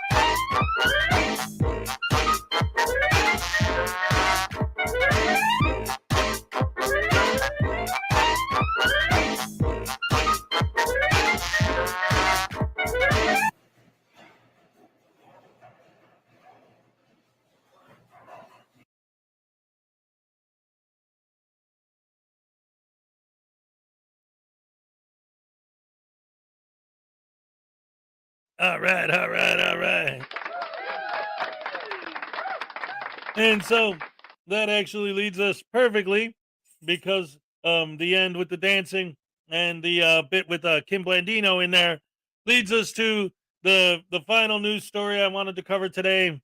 And this is a big chunk, because there was a long interview yesterday. It was 2 hours, where Artie's Corporate Fiction had a interview with Kim Blandino. That's right, that's right, that's right. So before we get into it, just a quick little a breakdown for those of you who don't know who Kim Blandino is.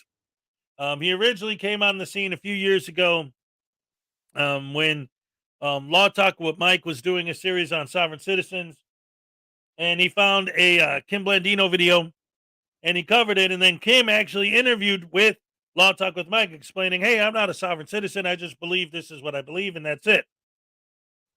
And so he was in jail for a while, and he just had a hearing on the 24th of April. So on the 25th, he did an interview with Artie's Corporate Fiction. So let's start by watching the hearing, because it's less than 5 minutes long, from our Nevada judges, to get all caught up on where we're at with the Blandino saga. State of Nevada versus Kim Blandino, April 24, 2023. I did not ask you. Oh, I apologize. I said I would call it when Mr. Dickinson shows up. I mean, I apologize for everything else, but, you know, we do have people here who are also. I'm just gonna sit here, Your Honor. When you're ready, I'm ready. You sit down, fellow.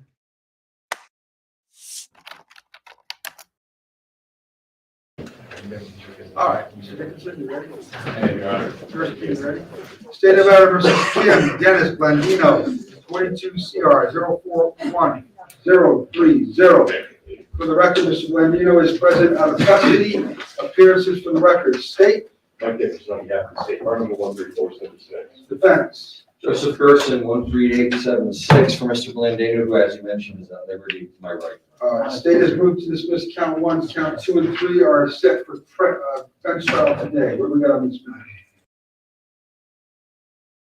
Ladies and gentlemen, and now, after paying attention to the chat, I could say it properly this time. Ladies and gentlemen, with 24 euros, Bano! All right, all right, all right. And here's your Hezokuai happy dance. All right. Thank you very much. And I haven't actually done a proper promo today, so I'll get into it real quick. That enters you into this month's raffle, and for this month, the grand prize is going to be this right here. Literally, this folder I'm holding in my hand is the grand prize. Right off the bat in the front, you see a limited edition Schrodinger's Cat holofoil card. And inside, you have the full. Oh, here, wait. Let me get the stickers out of the way, because they fall out every time I try to promo it. These are stickers, by the way. These are cool. Somebody's going to get some of these. It's going to be a thing. I'm thinking of cutting out and including a sticker with each prize. I don't know. Anyway, so look, we got Unclean Hands card. We got Frauditor. We got the original Schrodinger's Cat card, and then the holofoil in the center. We got Vilified Freedom. We got all these. And then if you look on the backs, the Schrodinger's Cat limited edition holofoil is numbered. This is number 10. And then you got, according to Asia, you got B2 Life Explained. You got Kick. You got more Schrodinger stuff there. There's some Blue Bear, some Frauditor News Network, some Blackheart Night, right? Degeneration Nation, Radical, Marvel Girl, Artist Corporate Fiction. You got Script Cat, Team Skeptic Tones. You got all the hero cards. But besides hero cards, you also have idiot cards. Look, there's the Kim Blandino has his own card. Look at that, the Kim Blandino card. There's a couple of Chili DeCastro cards. You got the Amagansett Press, Auditing Erie County, Accountability for All, Craig from CHI Audits. The whole collection, all 110 cards in this folder. This folder literally is the grand prize. But not only that, you also get a copy of my book, specifically this copy because it's got this on it because it's an author-only version. I got this custom stamper made that says Hez for Hezokuai, and I stamped the book live on air. So you get a unique, doubly unique because it's an author-only version and it's stamped by me, as well as that. The second prize is going to be a copy of my book. Also, I've said this to you guys before several times. I don't always right off the bat announce all of the prize packages because until I physically have the product in my hand, I don't like to make an announcement because if something goes wrong with the shipping and I don't have it at the time of the drawing, then I'm a liar and I don't want to be that guy. You know, I don't want people who are donating money to my channel to be in this raffle and then it turns out that I can't deliver on it. So, but I can announce it today because I don't know if you can see from here, I got that big stack of white stuff. Those are copies of my book. I just got in a whole bunch of copies. So what I'm going to do this month, kind of the opposite of last month. So prizes 2 through 10, there's always 10 prizes. There's the grand prize, which I just announced. And then prizes 2 through 10 are going to be a copy of the book. Second place prize is going to be a copy of the book, just a standard copy, but it will be stamped. All of the book copies will be stamped so that you know they came from me, that you didn't just buy them, right? Something about them to make them different, that you know you want it. Special, unique, whatever, blah, blah, blah. Anyway, second place prize is going to be this and a leftover booster pack of the cards from last month that I kept on purpose. All right. Which may or may not include another limited edition Schrodinger's Cat card. Ooh, we'll keep that secret until whoever wins gets it or doesn't. I don't know. Surprise. And the rest of the prizes will all be a stamped copy of the book. There you go. So yeah, 10 copies of the book total. Grand prize will include a full set of cards. Second place prize will have a booster pack and maybe or maybe not a limited edition numbered Schrodinger's Cat olive oil card. And $5 super chat from Chris. Thanks to Kick for immortalizing the Kim Blandino dance. That's true. The Kim Blandino dance that I use in my intro, I did take from Kick.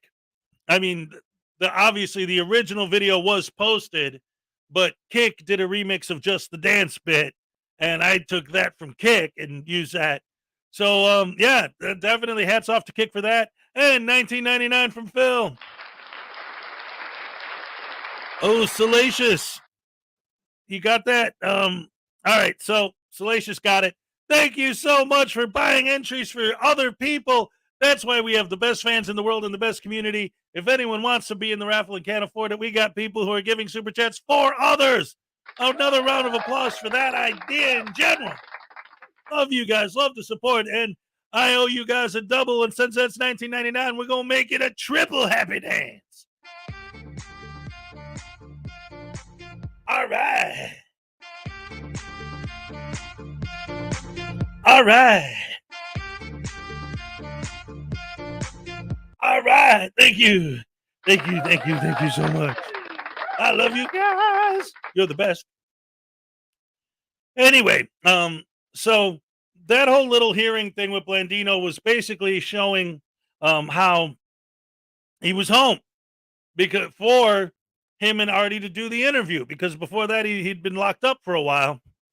So that was saying that he's basically on probation. So he's not free to go. He's free to stay in Nevada.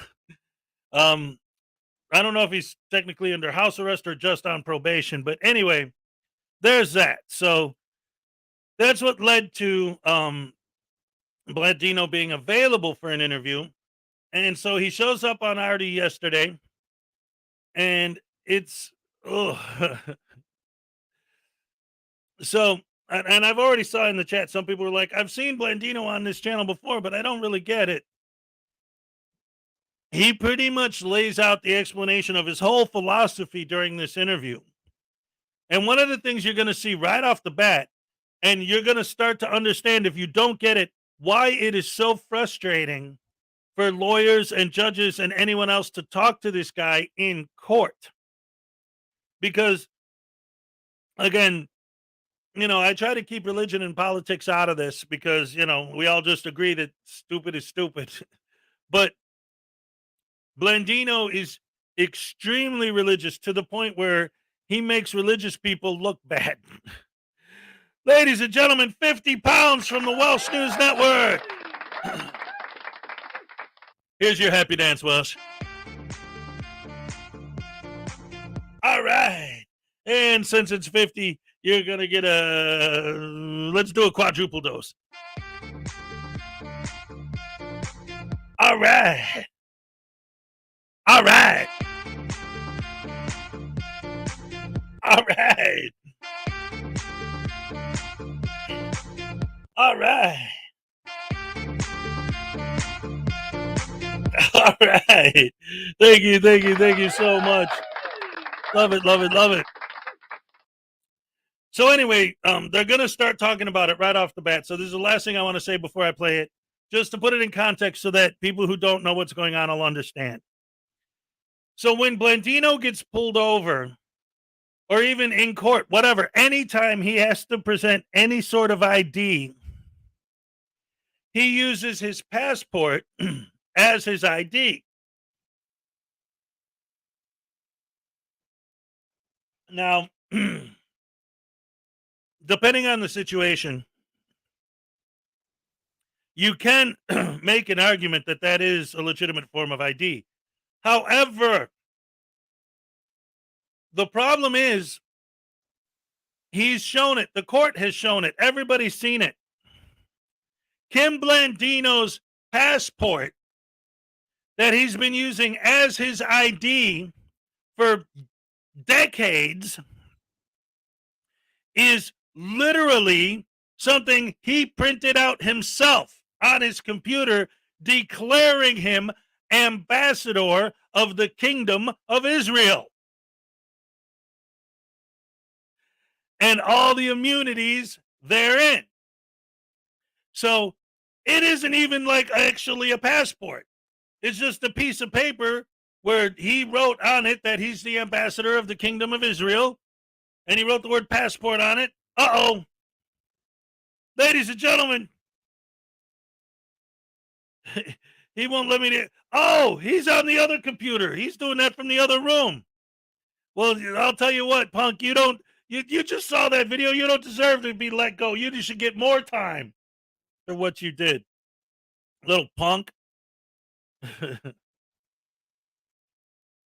Has he ever? No, you know what? I'll tell you what. You guys really are the best, and I can prove it, dagnabbit. I have physical evidence to prove that my fans are the best fans in the world. I'm not just saying that because everyone says that. Ladies and gentlemen, that painting right there that I bought these special lights to highlight, right there painted by my fan, Judy Johansson. The lights on there, I just added that last night. And Salacious made News Now Voodoo by hand, handmade. Only 8 of these exist on Earth. This is number 6 right here. I think it's number 2 or 3 is right there. I think number 1 is actually, I think Little Chihuahua has number 1. I don't remember. Anyway, because I think 1, 2, and 3 weren't actually numbered. She started numbering them after that. But there's only 8 in the world. She made them, handmade. There's another one right there. He's retired. He just sits there. He's one of the originals. This hacky sack was made by my fan, Leland Squirrels. And she actually made me a whole bunch of things, but I gave a lot of them away, you know, the other stuff away as prizes. But I still got this here. And then actually he has a necklace on. You can't really tell from here, but Leland Squirrels made his necklace too. So ladies and gentlemen, I truly do have the greatest fans in the world, and I have physical evidence to prove it, as I say. Oh, New York Public Tour has court today. And a phone call with the lawyer after that. Hey man, just be cool, you know, tell the truth, and you know, try to control your you know, you don't want to go off the handle. But these guys were doing it. Just answer his questions, answer truthfully, and be cool, man. You know, if you didn't do anything wrong, then you ain't got nothing to worry about. And if you did do something wrong, then well, hey, you know what? Be a man and accept responsibility for your actions. Either that or plead the fifth. David Perillo, plead the fifth. Don't tell the truth, just shut up. Hey, whatever it takes, man, whatever it takes. David's like, no, don't listen to his advice. Just plead the fifth and shut your mouth. Lawyer up. Hey, look, I will never, ever, ever, ever, ever tell anybody who's in a position, in a case where they have the opportunity to have a lawyer, to not have one. Obviously, you want to get a lawyer if you can, if the option is there. But there's a lot of civil stuff and small claim stuff where you don't even have the option to get a lawyer. It's just like, look, the guy says you owe money. Do you owe money? Yeah, all right, you owe him $50. All right, here, give him $50. That's it. But it does depend on what the situation is, and what you're being charged with. Again, if it's something stupid, then whatever. So, face it, he's screwed. Well, we'll see what happens. Just keep us updated. Keep us updated. Because, ladies and gentlemen, this is one of the things that I want to make sure that everyone here is aware of, just in case if you don't know. New York Public Tour has been getting a lot of shade lately from our end, especially, but also from some of the frauditors, because of the way he came onto the scene with that whole like bar fight thing or whatever. It wasn't really a fight, but anyway. News Now Voodoo is number 9. Wait a minute, number 6 and number 9. You think you're being slick, buddy?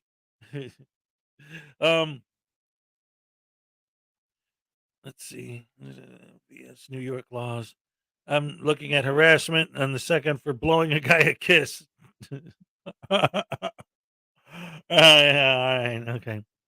Anyway, the point is, like I was saying, he's been taking a lot of shade lately because of the way he came on the scene with that whole bar incident.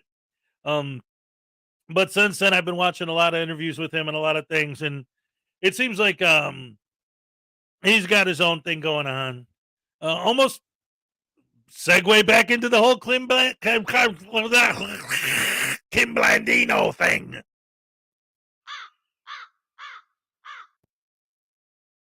I love you guys. Love potion number 9. Love potion number 9. But when I kissed a cop on 34th and Vine, he broke my little bottle of love potion number 9. Yeah, I like Jam and Jet's idea. Don't plead the fifth, drink a fifth. Either plead the fifth or drink a fifth. Either way, it's going to end up the same. You're going to be on the floor. Wait, what?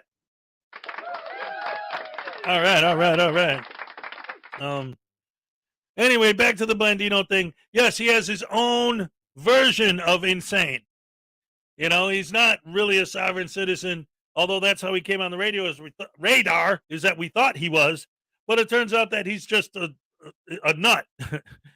But anyway, so getting back to the whole thing, how it all starts. When they talk in the beginning about him using his passport as an ID, you have to remember that when they say passport, they're talking literally about a piece of paper that he printed out himself and laminated, declaring himself the ambassador of the Kingdom of Israel. Of course, the Israeli government never heard of this guy. They have no idea what he's talking about or who he is or any of that. So that's what he calls his ID, and that's what he gets in trouble for right now. Another thing that you're going to hear in this conversation is at one point, Kim Blandino brings up something about somebody getting kidnapped. And Artie's like, yeah, I don't know if you want to use that as an example. Because for those of you who haven't been following the Kim Blandino story from the beginning, right now, he's still in court over this traffic citation where he used this fake passport as ID because he's been fighting that for years, because when he goes to court, he disqualifies the judge, so they bring in a new judge. So he disqualifies the judge, so they bring in a new judge. So he's just disqualifying everybody, or saying that everybody's no good, or that nobody passed the bar, or that nobody can help him, and that it's all. And I won't take a lawyer, or I have to have a lawyer. I can't have a lawyer. I don't need a lawyer. I want a lawyer. Give me a lawyer. I don't want a lawyer. Constantly just delaying everything all the time, and playing all these games. So he's still in court on probation right now over these traffic citations where he's using this fake. And then while he's in court on trial for using this passport, this fake passport as his ID, he's getting pulled over while he's still on trial for that, using the same fake passport as a fake ID, getting in more trouble. But before all of that, and the reason why when he uses kidnapping as an example, you're going to hear Artie say, you better not say that, is because the first thing Blandino ever did that got him his initial criminal record, him and his wife split up and he kidnapped his own children. She got custody, so he went there, picked them up, and split. And again, it's not kidnapping, right?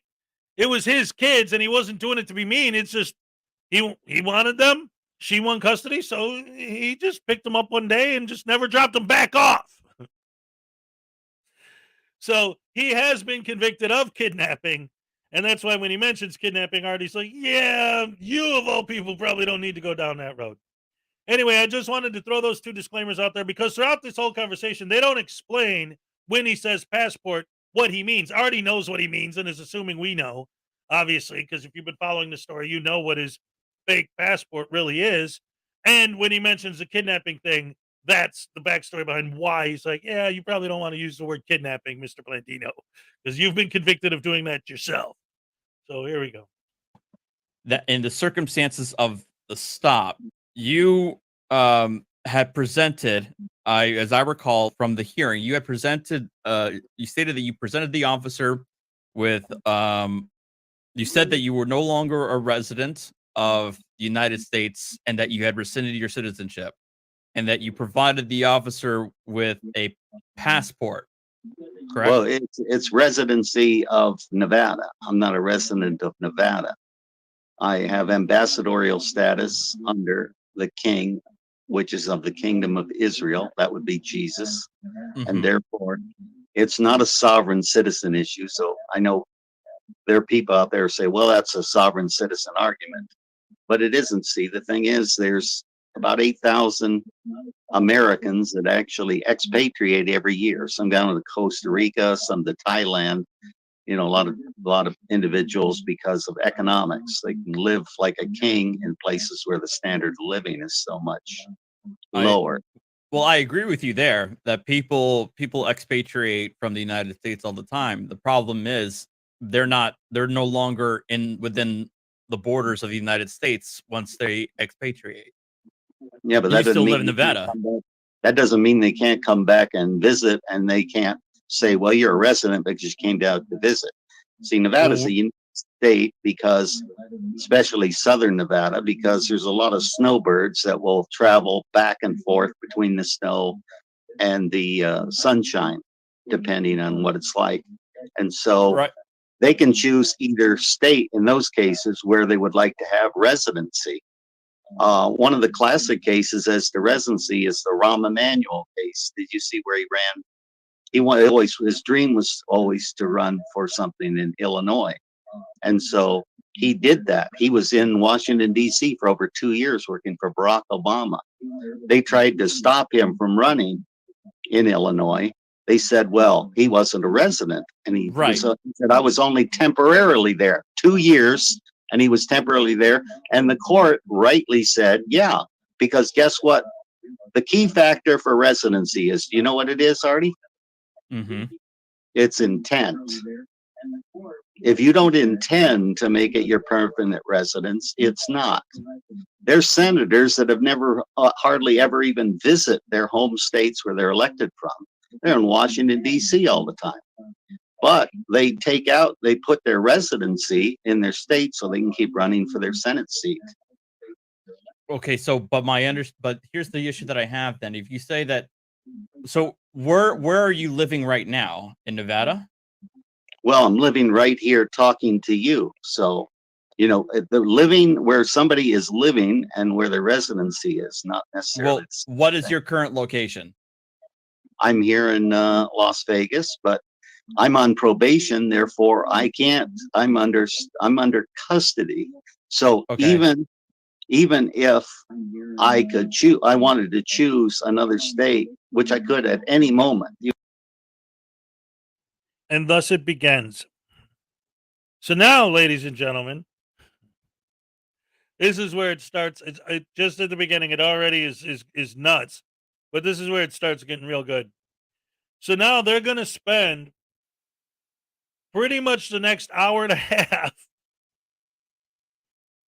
trying to get Kim Blandino to say, and he even at one point says that he will not say that he lives in Nevada. He refuses to say those words. So he keeps insisting that he's on probation. He can't leave Nevada. All right. If you could, would you? No. Like, he's been living in Nevada for so long, he has absolutely no desire, has shown no action, no anything to leave. And he says, yeah, but it's about intent. I intend eventually to go. Where? To the kingdom of Israel that I'm the administrator of, or whatever.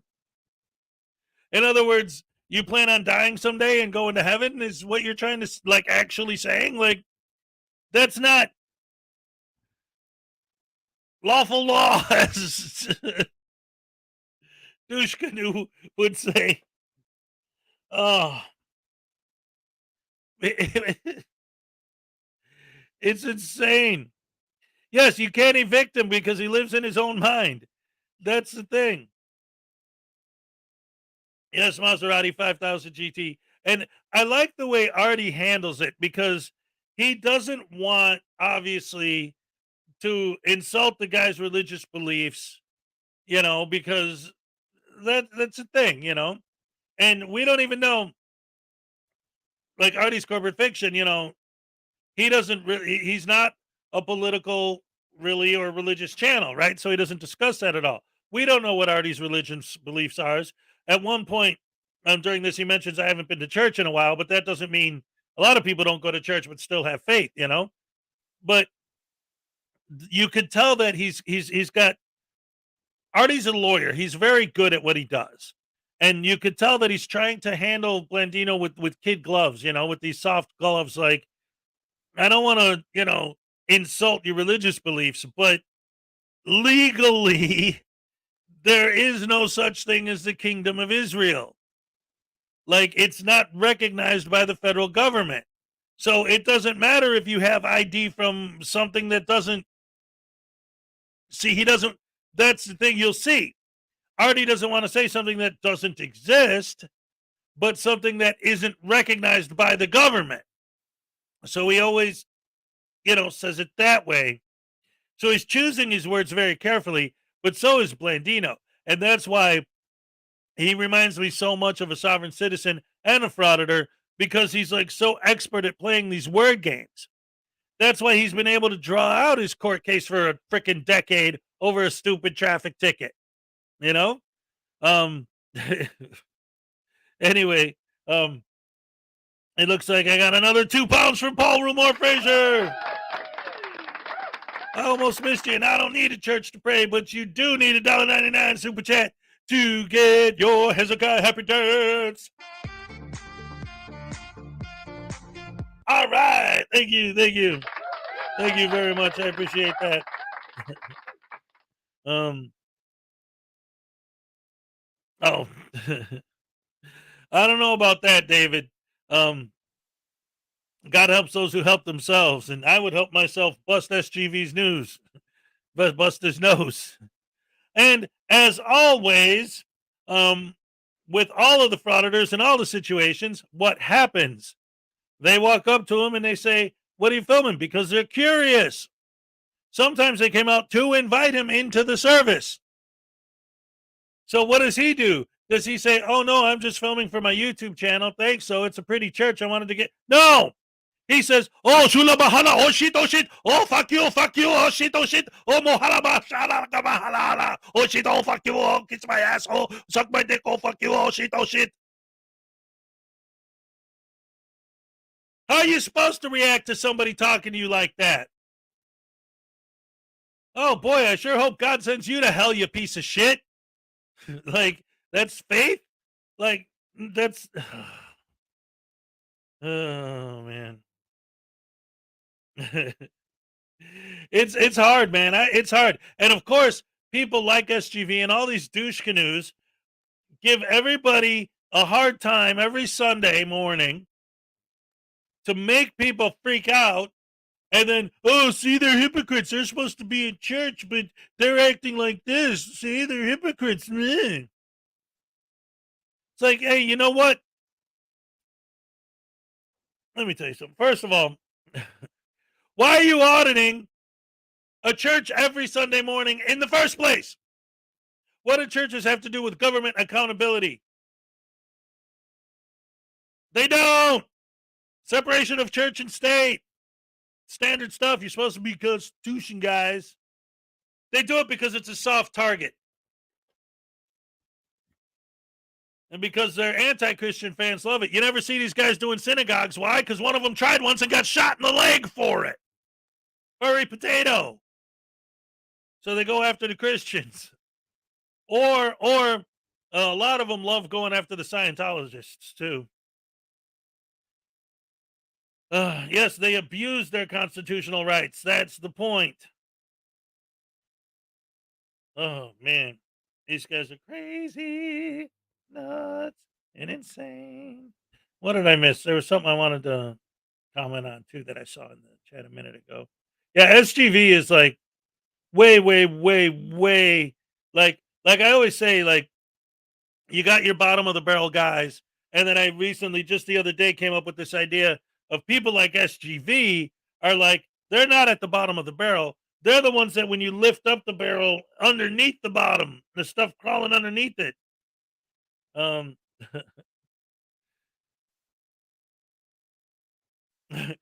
You tell that stuffing for brains douche canoe at News Now Voodoo that I've downloaded his video and I'll have my response up later today. Oh no. Uh-oh.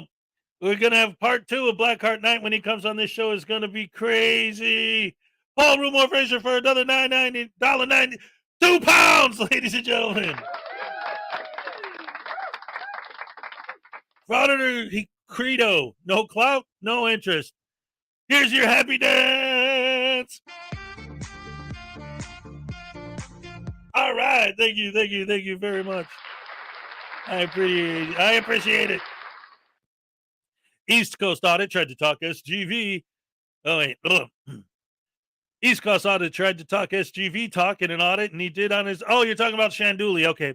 However, the best part of the audit was when a woman said, "Get a job." He seems to be copying other auditors. You know what? I've noticed, especially in California, a lot of them are using the Shanduli language now. Casey Camera Boys tried it a few times. You know, walk up to somebody. "Hey, how you doing?" "Oh, in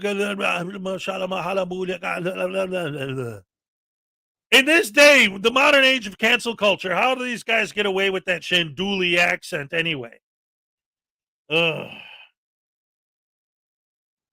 Whoa! Unclean Hands knows that News Now Voodoo's a deadbeat dad. Oh my goodness gracious me, that's terrible. That's slander, pal. Or is it in print? It's libel. Anyway. Oh, Blackheart and Voodoo are going at it in the chat. This is good stuff. He's going to get Chili to sue. Oh, this is great stuff. Great stuff. Anyway, let's get back to this unique version of religious stupidity that comes from Kim Blandino. You can choose to be a resident anywhere you wish in America. There's no restrictions on traveling between borders. Right. But because my probation is here, therefore I'm in custody. You see. But yes, but you said that you, but you keep on saying that you've expatriated, but you haven't left Nevada. Well, my calling, my ambassadorship is to minister here, and that's where I try to tell people. Right. But you're still living in Nevada, you're sleeping in Nevada, and while you say that you, Ladies and gentlemen, a travesty has occurred, and I will not stand for it. I have been informed by my wonderful, fantastic, beautiful producer, Salacious, that I neglected to greet News Now enemy.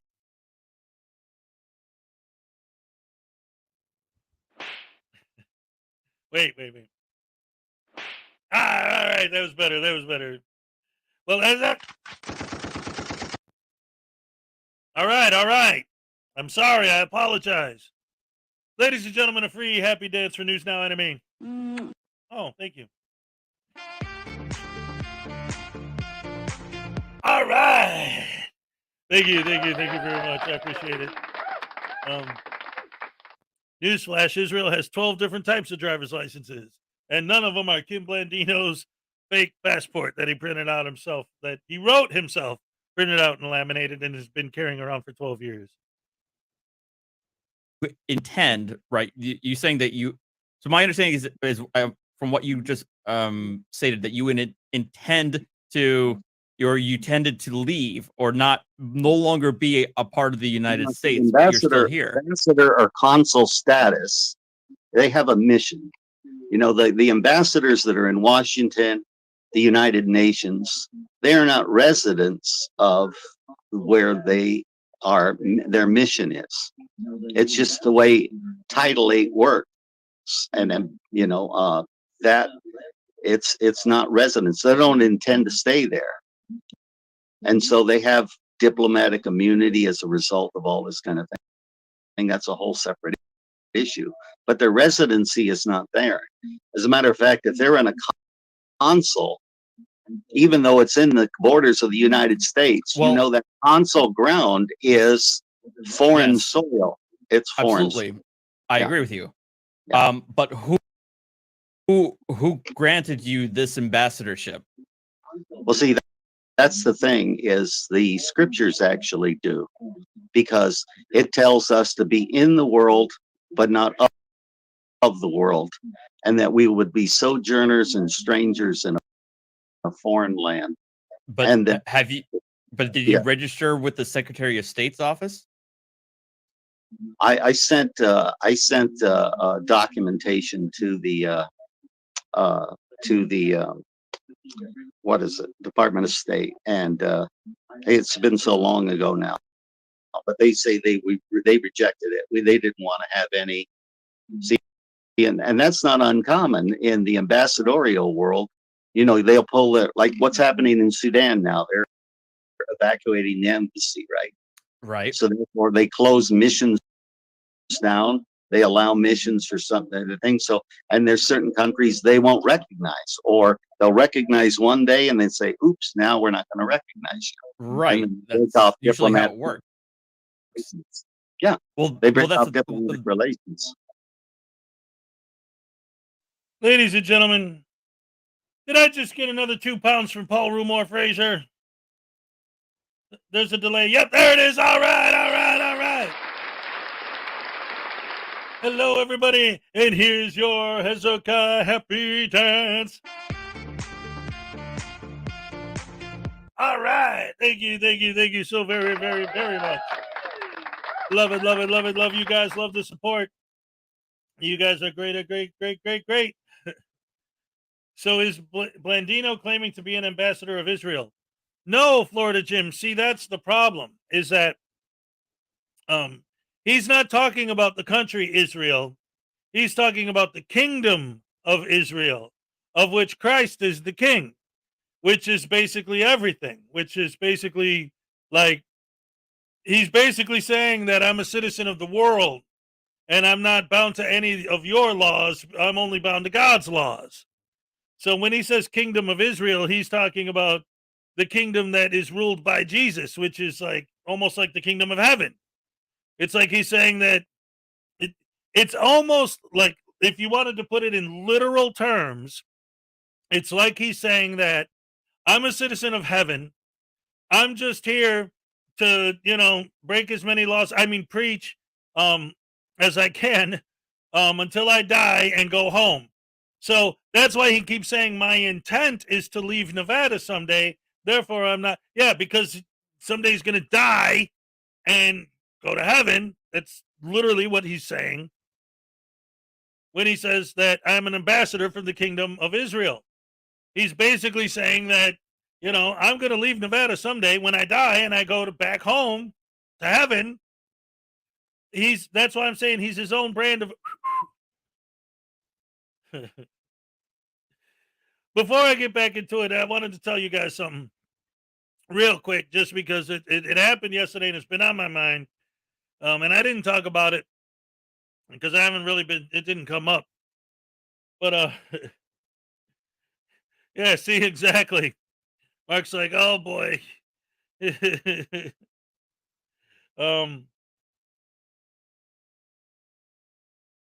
an ambassador of his own thought out fairy world. He has serious mental issues and needs help. See, that's the thing. Like, you're obviously taking it a little bit too far.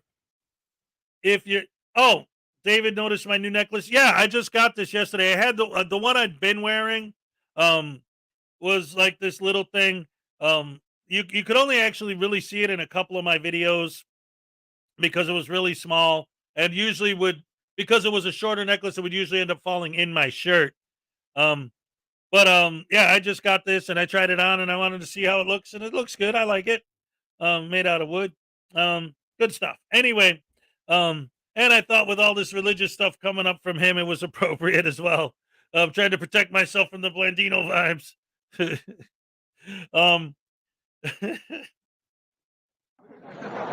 But anyway,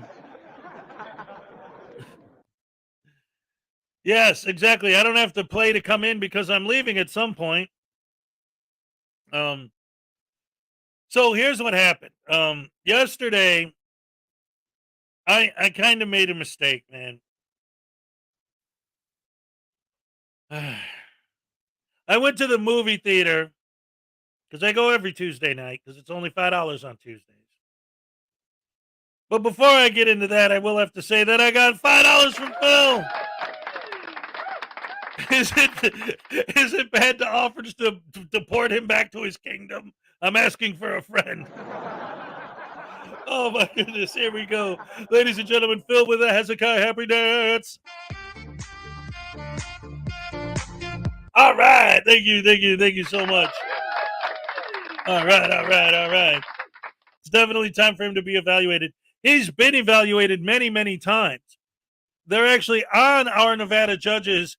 They have so many videos of Blandino. If you go through the whole Blandino playlist, there is one where he gets evaluated and he passes the evaluation and objects to being passed. That's Blandino. Ladies and gentlemen, Paul Rumor Frazier with another 5 pounds.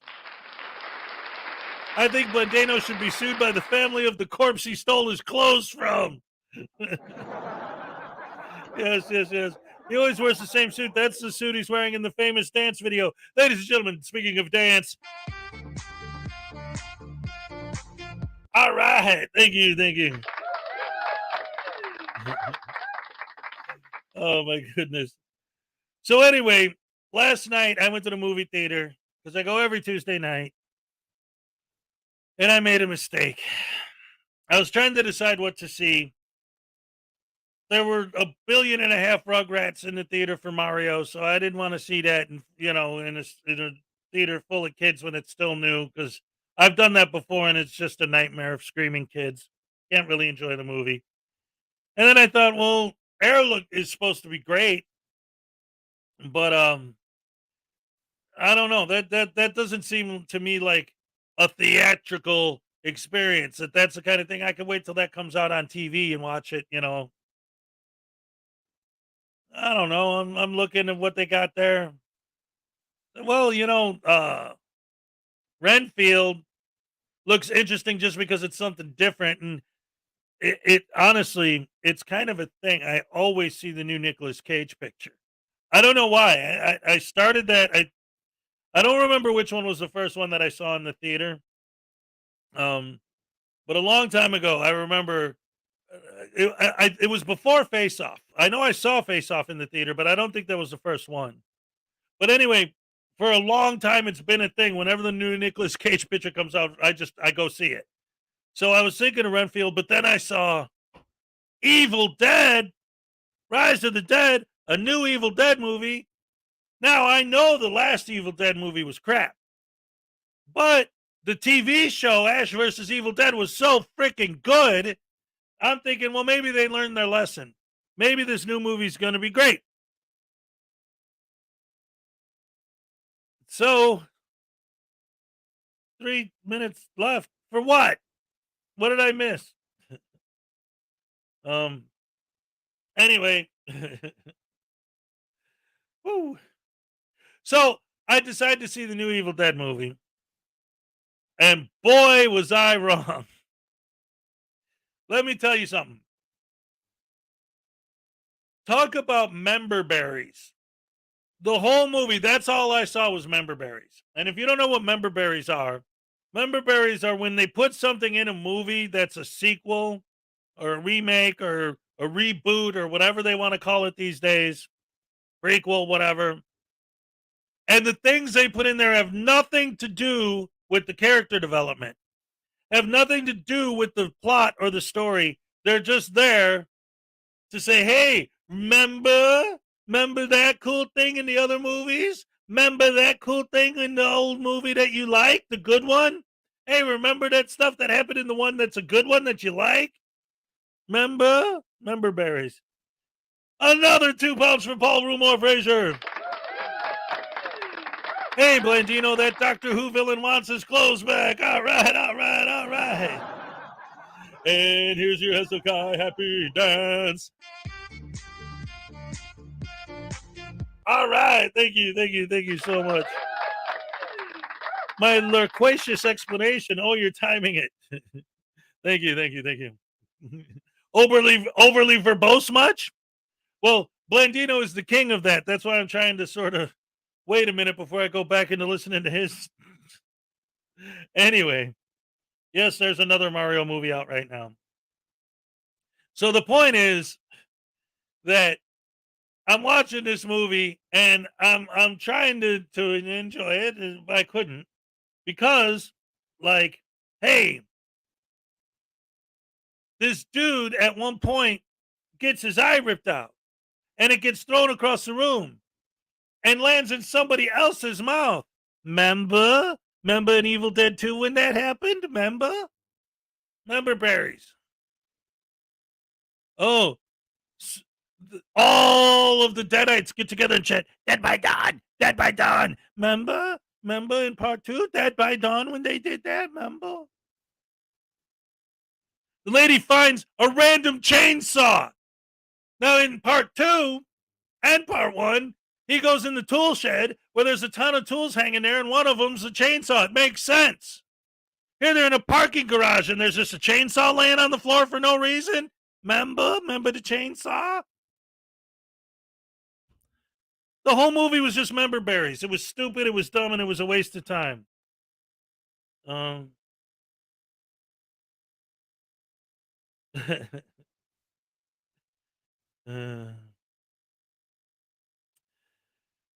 Follies is non-canon sources. Jason Voorhees is a dead ape made by the Necronomicon from the Evil Dead storyline. Good. I like that. That's awesome. You know what is canon? A lot of people don't realize because it was extremely subtle, but it is canon. It's in the very first issue, but it's more not the story itself, but the actual art style is how they did it. The chemical that Matt Murdock was hit with that gave him his daredevil powers landed in the sewer, dripped onto some turtles, and turned them into the Ninja Turtles. But one's Marvel and one's not, so that's not canon, but it actually is. Again, the guy in the Ninja Turtle book purposely was drawn to look like Matt Murdock, not by accident. Anyway, that's a whole nother story. So don't see Evil Dead Rise of the Dead. Go see something else like Air or Mario Brothers or something. Yes, but the problem is that there is the kingdom of heaven, but we also are in the corporeal realm, and in the corporeal realm, you and I, we're we are in the recognized geographic borders of the United States, a government that has jurisdiction over the people here, and part of that and part of that is recognition of. Well, see, you've got but part of that is recognition of foreign states and foreign nations. Yeah. And even if they reject, within the United States, an Indian nation, the Indian reservation, I agree. Those are within the borders. They can't be taxed by the U.S. government. They have certain privileges and then other disabilities and such. Absolutely, I completely agree with you. But they are officially recognized by the United States government. Well, there's we recognize you as a sovereign nation, as the Cherokee or the Lenape, etc.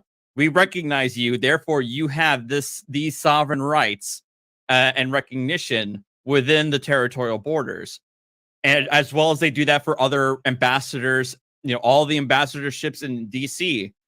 But that in order for your ambassadorship to be recognized, it first needs to be recognized by the State Department, does it not? Well, it doesn't matter. I mean, if they want to recognize it, you can't force somebody to recognize something. I mean, I've got people that won't recognize my first name and they want to call me Dennis, to try and hurt me or try to upset me. Or his middle name is Dennis, Kim Dennis Blandino. Anyway, ladies and gentlemen, another 5 pounds from Paul Rumor Frazier. It's a village full of fools had a village full. Blandino would be that one. That's right. And here's your Hezokuai happy dance. All right. Thank you so much. I appreciate it. All right, Paul Rumor Frazier. If the village full of fools had a fool, he'd be the fool in the fool. Oh, man. It sucks not having TV. Oh, what does that mean? Because you're stuck watching this crap? Sorry, pal. This is the best I got for today. It's Wednesday. What are you going to do? Anyway, back to it. Oh, and also, FYI, there's a possibility that Frauditor News Network is going to do a live tonight, and I just might pop in there to say hello to my Saturday night partner. And you know what? Since we're here and we're all hanging out with each other anyway, I didn't get to do this earlier.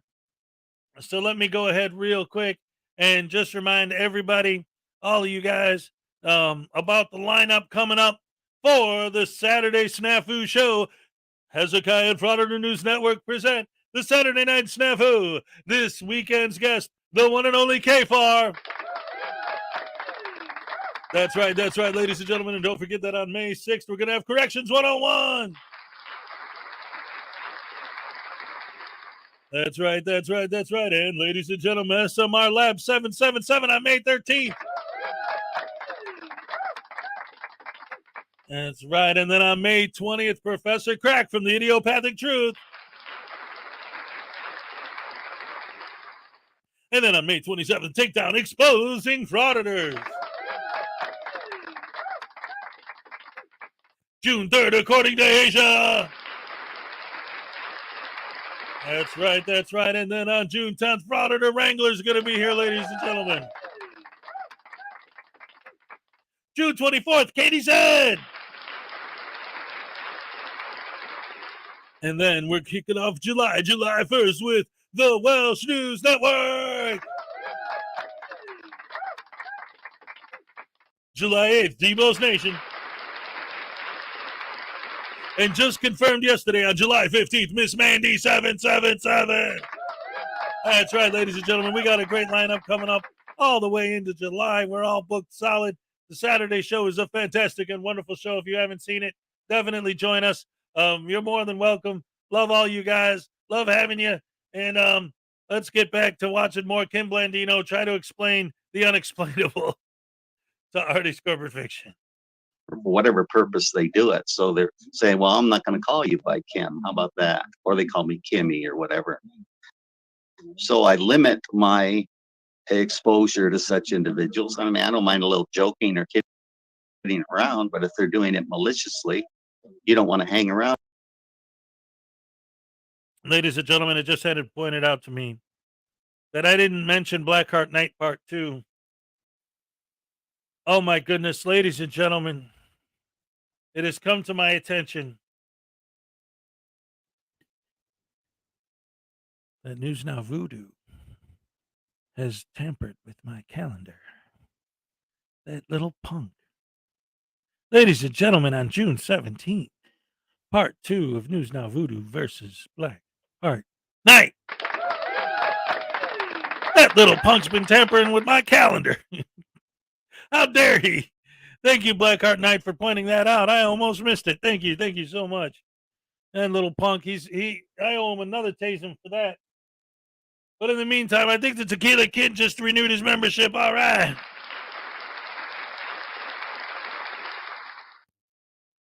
Here's your Hezokuai Happy Dance. All right. Thank you. And it's not the driving with an expired license. I don't even remember at this point what he was initially pulled over for, but it was the fact that for his ID, it's not that his license was expired. He never got one because he has his fake passport that he got from the Kingdom of Israel. And then he uses that as his ID. And again, that isn't even what started it all. It all started when he got in trouble for kidnapping his own kids. But then from there, it just kept going to these different things and him fighting in court and being a vexatious litigant and, trying to disqualify judges and trying to, threaten public officials and lawyers and DAs and stuff. It's insane. His whole shtick is just nuts. But it's Kim Blandino for you. On such people for too long. And so the thing is, it's not recognition. And what this revolves around here is residency, and residency is all intent. And it's so much so that they can't even define it in Nevada law. As a matter of fact, it's not the reason I would disagree with you there is that a court, if in an action, say we have a custody situation, or doesn't even need to be custody. Say I say that I declare right now that I intend to move to Kansas, right? Mm-hmm. I declare that, and I say I actually plan on moving to Kansas. I no longer want to be a resident of this of the state of New Jersey. I want to take my things and I want to go there. But the problem is that let's say I say that, but then 3 years later, I'm still in New Jersey. And I've That was the actually Rahm taken Emanuel case. That was the and I've Rahm taken Emanuel case. Exactly. and I've taken no action. I've taken no, not even close to any action that would suggest that would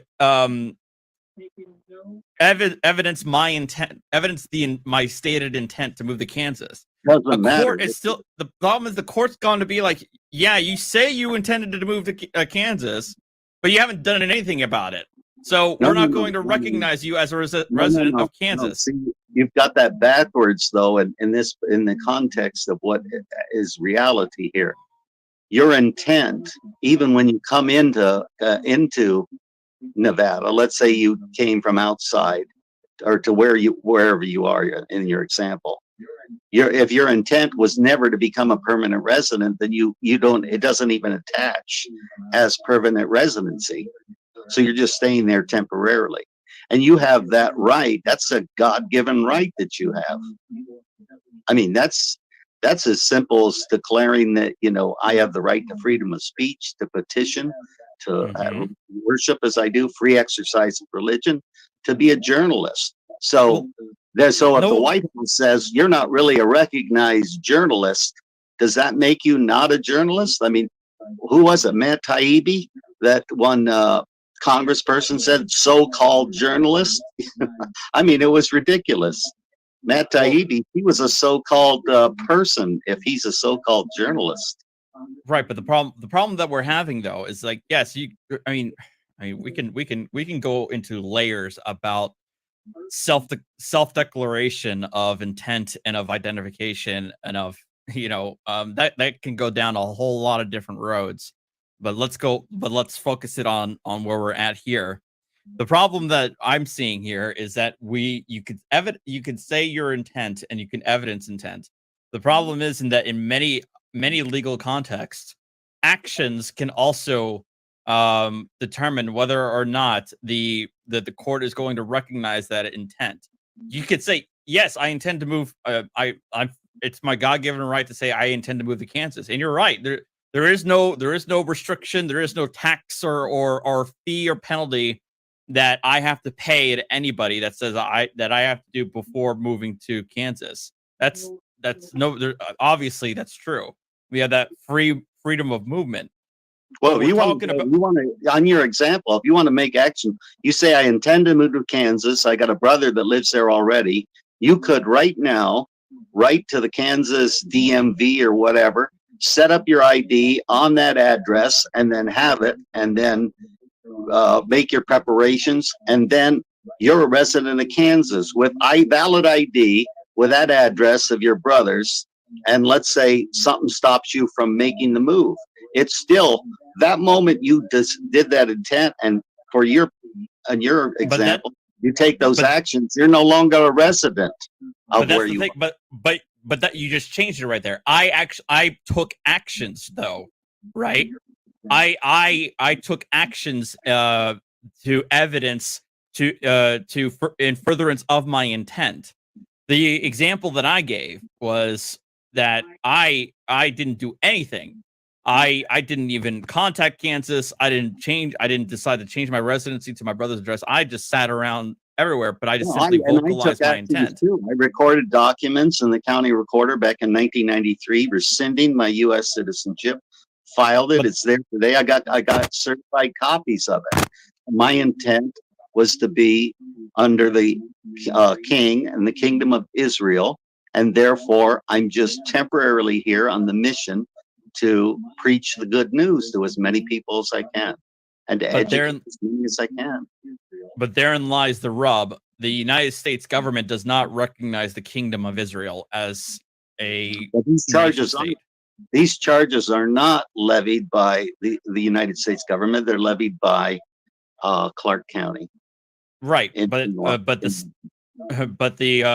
state of Nevada, but the problem is foreign policy, foreign states is of the purview of the federal government, and so if the fed, hold on.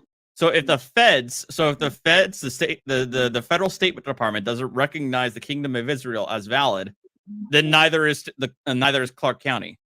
Well, no, that you're incorrect as a matter of law. It doesn't necessarily mean, but what you're saying is, see, the states, we have a system of federalism here. When they wanted to lock down everything because of COVID, there's certain states immediately that said, like South Dakota, Governor Nome. She says, I'm not going to determine what's essential businesses or anything. She just let everything go as it was. Other states came along, Florida and other states, camp in Georgia. So you have federalism and the state set their own laws. Of course, but COVID and lockdowns is not foreign policy. No, but this is not. It's a question of what they're going to recognize.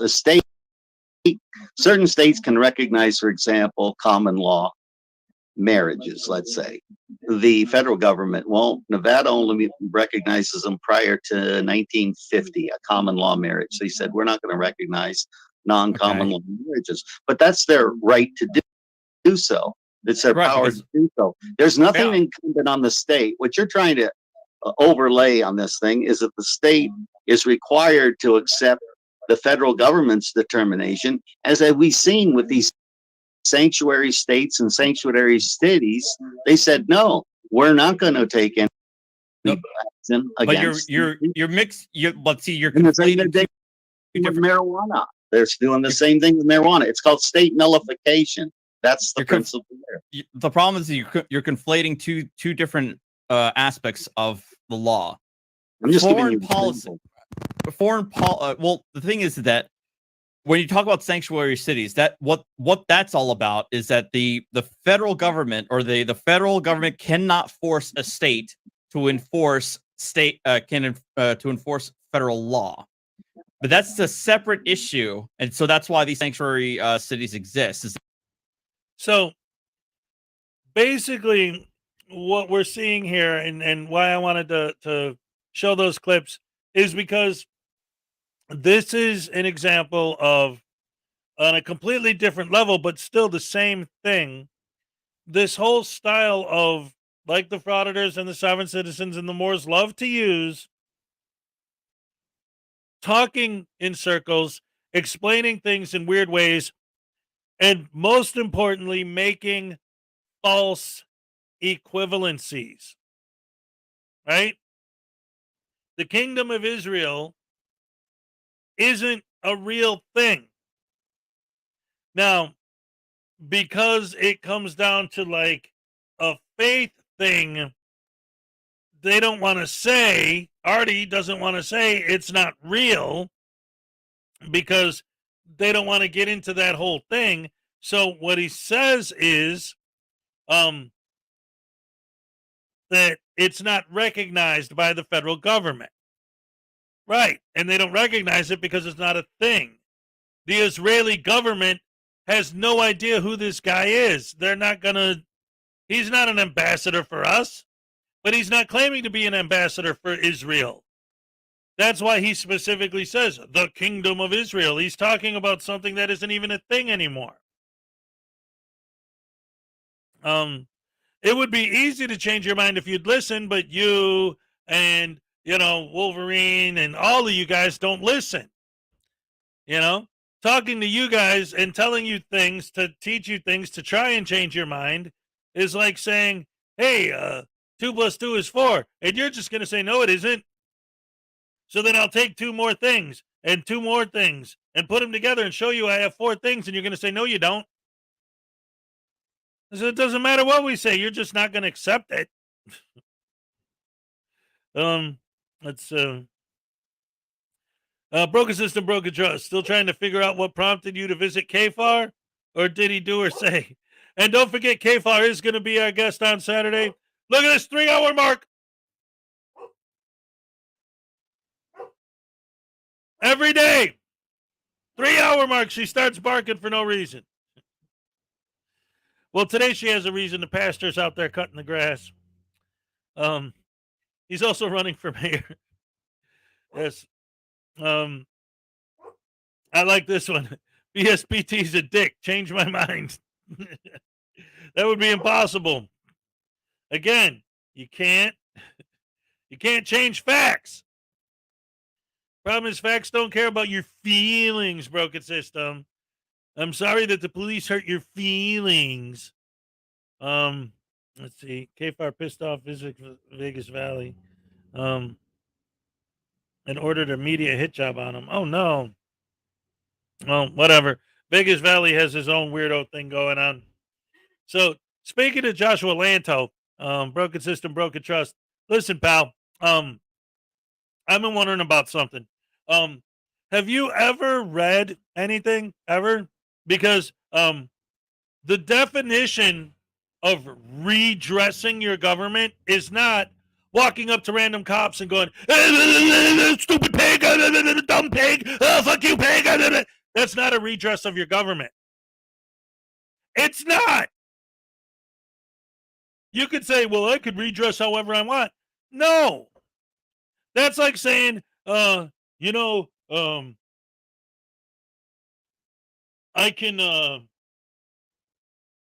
could walk however I want, like by swimming. I'm allowed to walk. Yeah, but you're not walking, you're swimming. It's a different thing. Screaming and hollering and insulting cops is not redressing your grievances. It's not. Just because you call it that doesn't mean it is. It's not. Yes, there are different ways to redress your grievances, but that's not one of them. Just like there are different ways to walk. But swimming isn't one of them. Running isn't one of them.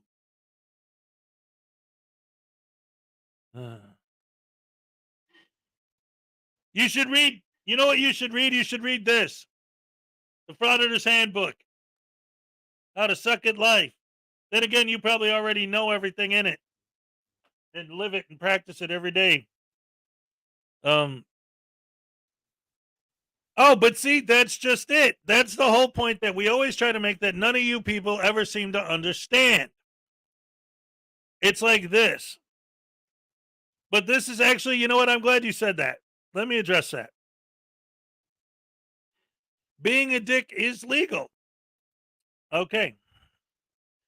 So here's the big point that you guys never seem to understand. So maybe, hopefully you could learn something if you actually pay attention to what I'm saying. Okay. Yes. Being a dick is technically legal. You can legally say you're an asshole to somebody. Like, that's not against the law. Yes, it is legal. Being a dick is legal. But just because it's legal to be a dick doesn't mean that you're not being a dick. We're here to call you guys out for being dicks. Well, it's legal to be a dick, right? But you're still being a dick. Like, when I was a kid, before people hid behind cameras, and that's what you do, that's why you go after cops, because you know they're soft targets, because if they weren't, you'd already be dead, because a cop would have beat you to death, or you'd be in a coma, because a cop would have beat you into a coma, but that hasn't happened to you, has it? You're still doing your thing. Why? Because the cops are a soft target. That's why you go after them, because it makes you feel like a big man to go after a guy with a gun. When you know that he ain't going to do nothing. Go into a biker bar and go after guys with guns in there and see what happens. You don't, because you know you'll be dead. So you go after cops because you know they can't do anything. So they're soft targets. But it makes you feel like a man when you go after a guy with a gun. But if you go after a guy with a gun, he might shoot you. So go after a guy with a gun that you know for a fact isn't going to do anything. You go after cops because they're soft targets. And it gives you a boner to go after somebody who carries a gun.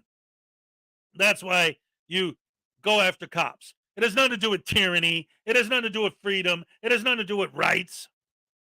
Because before people started hiding behind cameras, when I was a kid, if somebody talked to someone, anyone, cop or not, the way you talk to people, they get their ass beat. But now that you get to hide behind the camera, people aren't going to beat your ass as much. People are hesitant to take action because you're filming them. So now you get to roam around like a punk, like a gangbanger, like a punk ass gangbanger tyrant, telling everybody, ha ha, I got a camera, so you have to kiss my ass. I have a camera, so you have to lick my boots. I have a camera, so you have to do what I say. How many times have you been killed?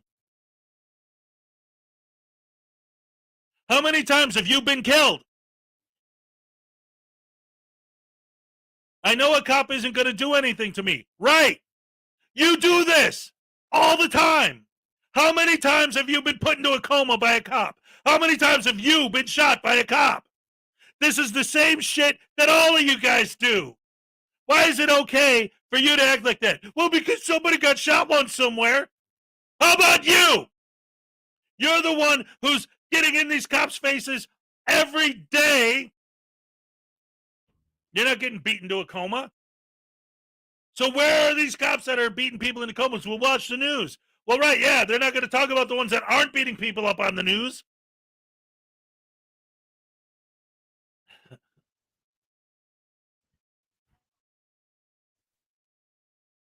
And you may have missed it. So if you're still watching and you're paying attention,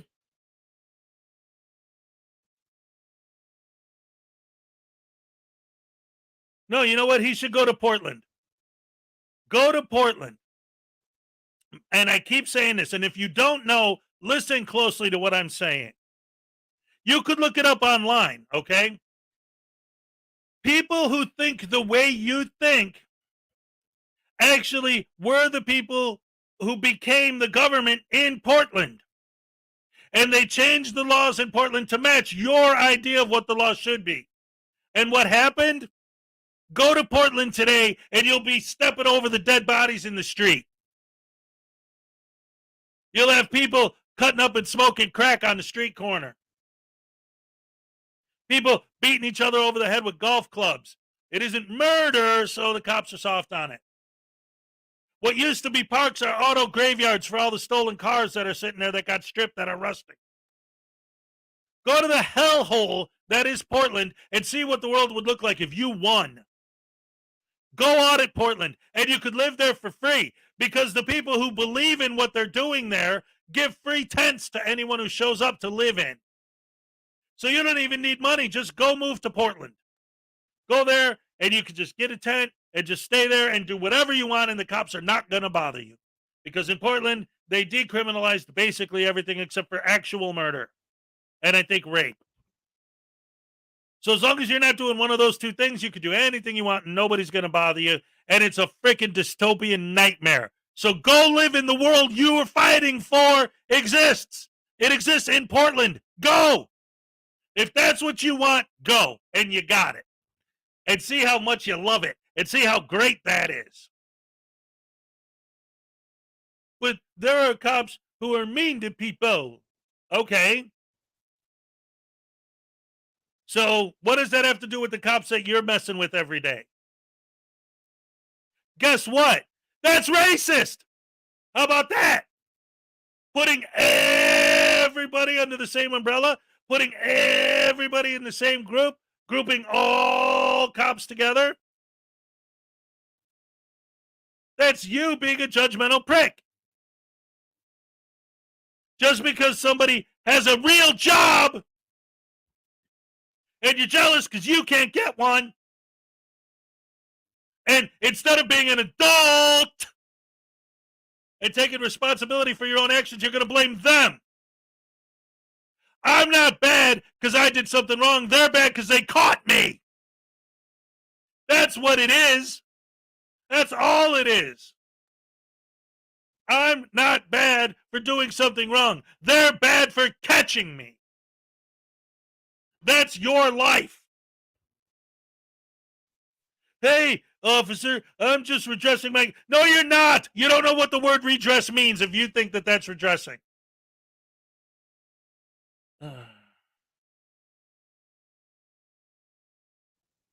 Here's the deal. That guy, I've debunked his ass over and over again 100 times too. He's so full of sovereign citizen nonsense bullstein. I don't know how anyone can actually support him at all, or any of you guys, really. The fact that you have fans just goes to prove that there are idiots and insane people in the world. A lot.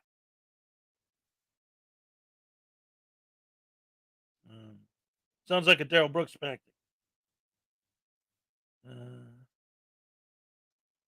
Let's see.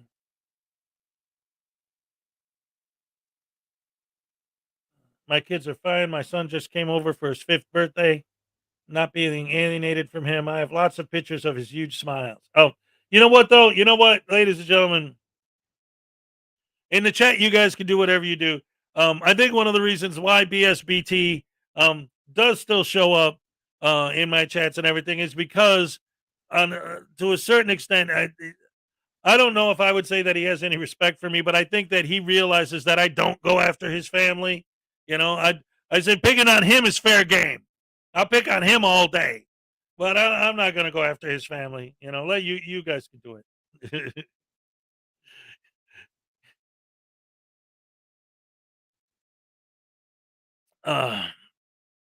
Anyway, the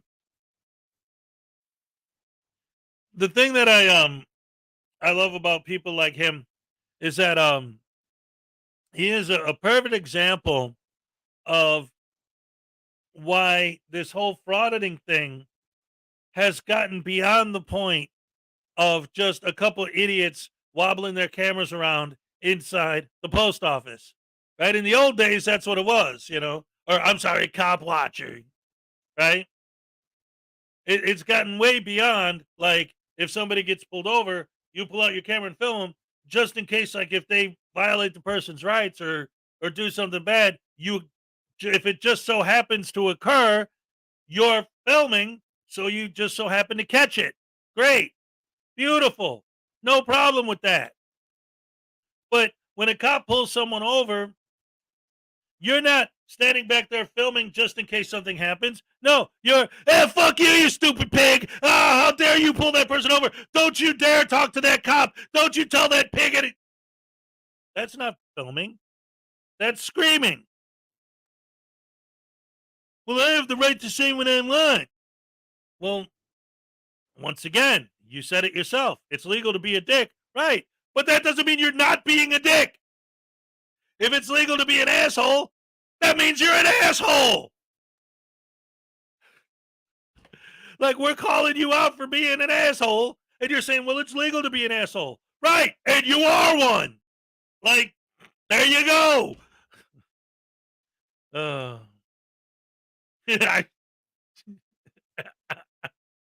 Oh, man, this guy, he's something else. If I saw him, I'd ban him, Unclean Hand said. Oh, my goodness gracious me. No, revoke his consent. Yes. Oh, my goodness gracious me. Ah, yes, the post office. A huge bed of rights violations. How dare those post office employees take your mail and send it to where you want it to go?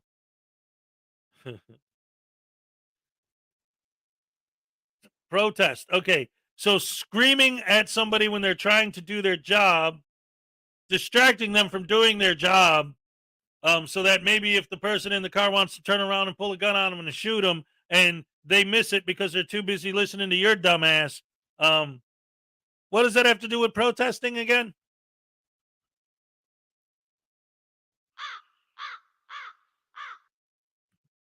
See, that's the problem. It's between you and Wolverine and all you guys, really. There's two things. I mean, there's a lot of things, but these are two of them that just came up with that one sentence. One is, you guys define words differently than the actual definitions. Redress, protest. Your definitions of those words have nothing to do with the actual words. You want to put together a protest because you don't believe in traffic laws. You do that with the people who make the traffic laws.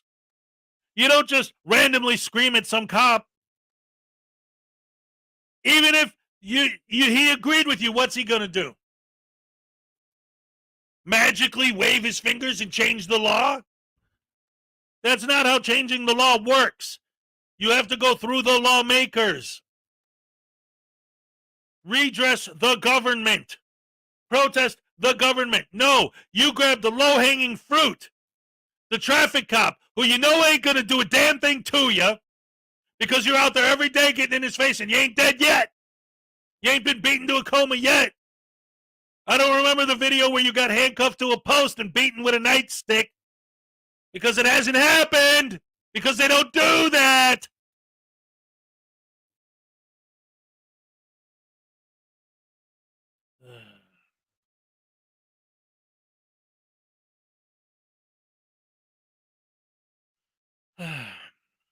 Once again, didn't say it was illegal, but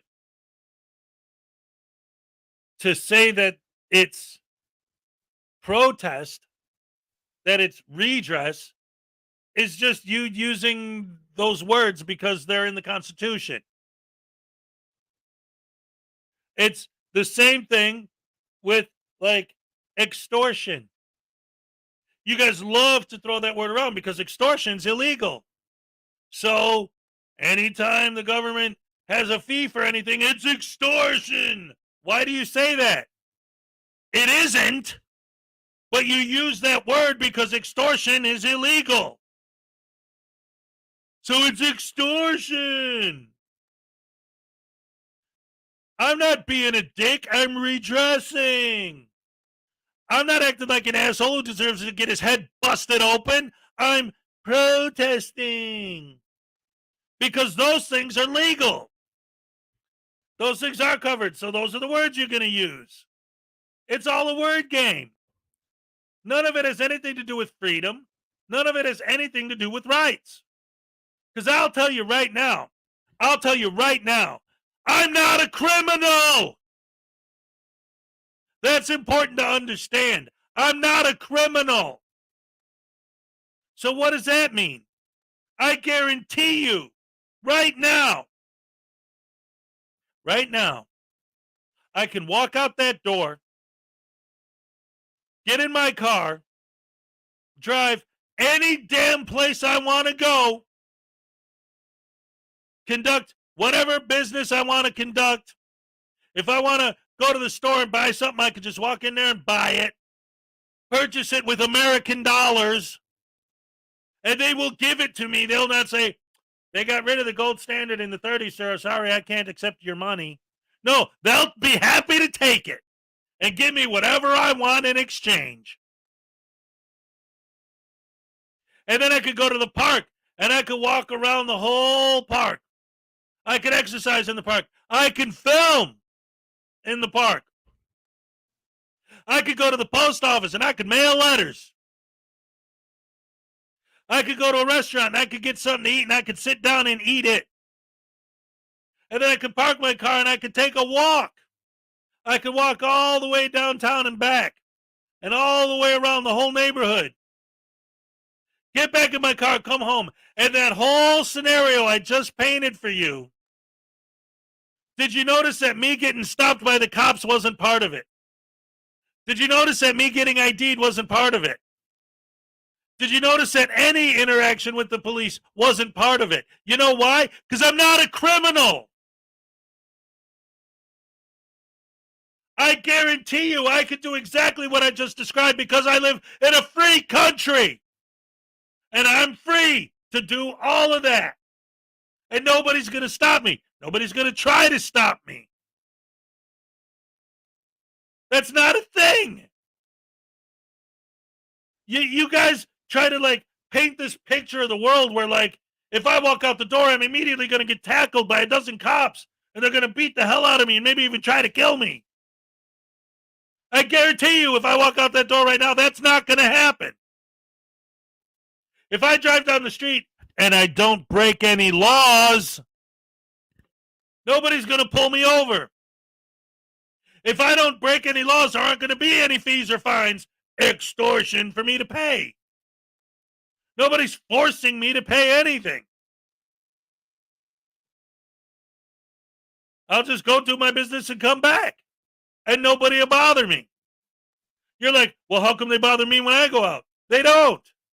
Until you, if I walk in, going back to the scenario I just painted, if I walk into the store and there's a cop there and he just happens to be sitting back there sipping coffee or something, I guarantee you he's not going to bother me. Why? Because I'm not going to walk up to him and say, hey, fuck you, you stupid pig. You and your stupid coffee, I hope you spill it and burn yourself, you cocksucking pig. I'm not going to do that. Well, why not? Well, I wouldn't do that to anybody. If it was an old lady sitting there sipping coffee, I wouldn't walk up to her and say, look at you, you old bat. Screw you. Die and go to hell, whore. I wouldn't do that to an old lady. So why would I do that to a cop? Just because he's a cop? That's called stupid. That's called being judgmental. That's called being an asshole. Broken system, broken trust is an asshole. An asshole, oh me, oh sodomy, stick it up your ass and don't ask for more. Oh, yeah.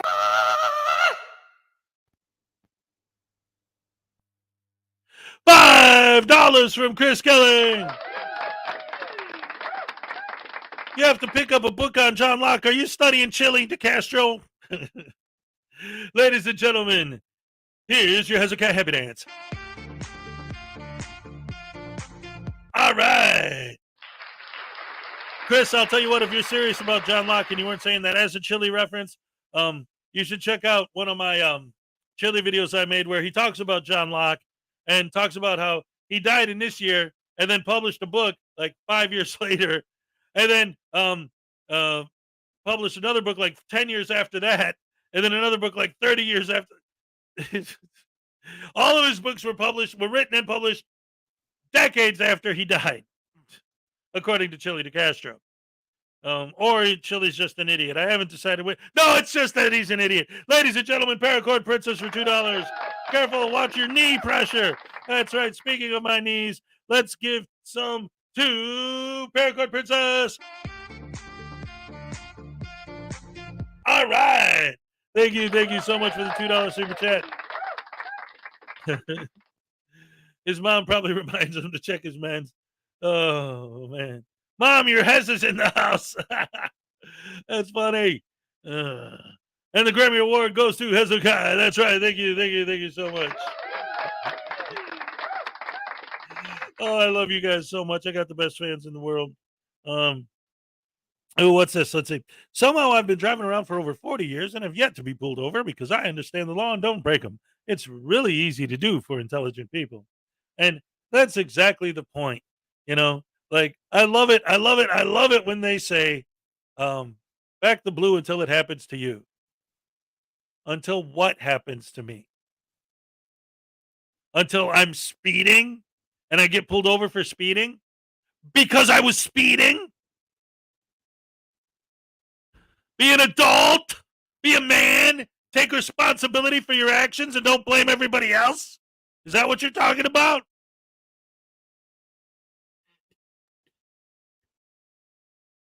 Grammy is music, not acting. No, he was saying because of the song I sang. Here, I'll do a reprise in case you missed it. Broken system, broken trust is an asshole. Asshole, oh me, oh. A sodomy, ah. A poo-poo caca face. A poo-poo sandwich that tastes like SGV News. All right. Yes. Sorry, guys. Sorry. It's been over 3.5 hours. I'm starting to get loopy because I was up late editing and then woke up early to do this. So I'm probably going to wrap it up soon. But before I do, one last time, reminding everybody exactly what you're looking for. Any super chat, any super sticker, any membership, any kind of support for this channel in any amount automatically gets your name entered into the monthly raffle. This month's grand prize is this folder with a full set of all 110 of the Frauditor versus Anti-Frauditor card game. And the center card is the limited edition Schrodingers Cat holofoil card, which inside is right next to the original Schrodinger's Cat card. And the holofoil is individually numbered. This one is going to be number 10 that you're going to win if you win. But not only do you get that, but wait, there's more. You also get a special author-only copy of my book, The Frauditors Handbook, How to Suck at Life by Hezokuai Jenkins. That's individually stamped. I have a special stamp that says Hez for Hezokuai. And that's going to be the grand prize. Grand prize second place prize is going to be a copy of my book with a leftover booster pack of the cards. Surprise, surprise. From last month's drawing that I kept on the side. Broken System, Broken Trust. Yours is going to be in Series 2. Series 2 launches in May. In fact, thank you for bringing that up, Broken System, Broken Trust, because this month is the last month to get Series 1 of the cards. So if you want to get Series 1 and you don't want to wait to try and win a set, contact me, through email to see what you need to do to get one through your donations. Because I can't just sell them outright. But I can get you a full set if you need it. But that's exactly how you do it. You just let me know. Again, Series 1 after April is going to be done. And then I'm going to launch Series 2 in May. And yes, Broken System, Broken Trust, you will have a card in Series 2. Absolutely. Greg Jonick with a $5 super sticker. Thank you very much, Greg. Here's your Hezekiah Happy Dance. All right, thank you very much. In fact, I'm thinking that for Series 2, I might put the Broken System, Broken Trust, and the Wolverine Transparency cards together, like I did with CH and Tie Audits, like the CH card and the Tie card. They're in the series. They're right next to each other. What's my superpower? Dashing good looks and undeniable charm? No. It'll probably have something to do with your teeth. I don't know. I have to write it, and you'll see. No spoilers. Oh, my goodness gracious me. I love it. I have chili cards. I have 4 chili cards in Series 1. Anyway, you guys are the best. I got a Debo's Nation card. What's up, Debo's? What's up? How's it going? Good to see ya. Yes. When is Hezoma going to be a guest? You might not remember, but a few months ago, I was working on a video where I was going to do you see those videos where it has old people react or little kids react or whatever. And I thought it'd be funny to do one of those with my mom reacting to Frauditor videos. And I asked her and she said, yeah, I'll do that. That's cool. But then when it came time to actually make the video, she's like, no, I don't want to do that. So that never happened. But yeah, I was going to have her as a guest. That would have been fun. All right, take it easy, brother. Good luck with your court case, man. I hope you don't end up, I hope everything ends up okay. A toothbrush is my kryptonite. Is it? Ooh, maybe I could use that as your weakness. Toothbrush. All right. Maybe I'll make a lenticular card with you getting smacked by that cop. Or smacked by El Cop. No, I was talking about my character, Chili DeCastro. Oh, all right. DeCastro. I get it. I didn't read it right. Catch. Yeah, I got you.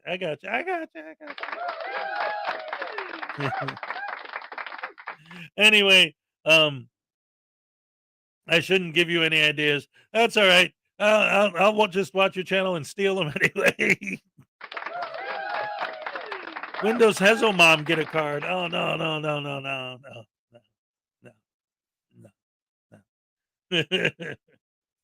Anyway, guys, it's been 3.5 hours. I had a great time with you guys. Lots of fun, as always. Always a banger of a show when you guys come out.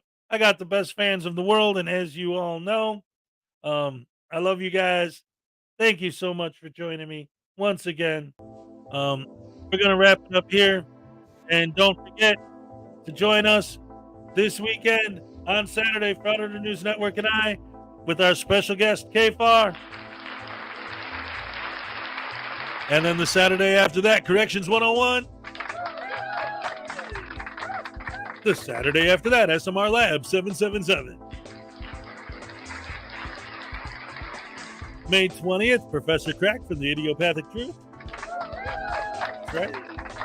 May 27th, Takedown, Exposing Frauditors. June 3rd, According to Asia. Saturday, June 10th, Frauditor Wrangler will be with us. And then on June 17th, the rematch, the big one you've all been waiting for, bigger than Ali Frazier 2, Blackheart Knight versus News Now Voodoo Part 2. And then on Saturday, June 24th, the one and only Katie's Head.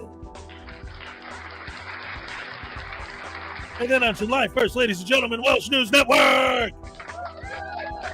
And it looks like we're going to have both of them here, so that'll be great. Have a two for one deal. We got Debo's Nation on July 8th. We got Miss Mandy 777 on July 15th. Somebody asked me earlier why Dummy Kruger isn't on that list. You should ask Dummy Kruger why he isn't on the list. He's more than welcome to make it.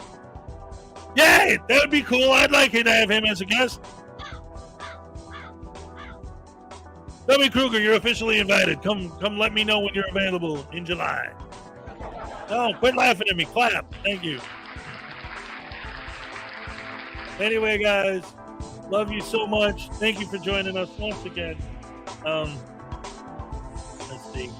All right. Thank you. Always a good time. Yes, sirree. Yes, sirree. Love you guys so much. And like I always say, once you see the Elvis gnome, you know that the show's about over. So let me go ahead and pull him up real quick and say, yeah, BSBT's a jerk.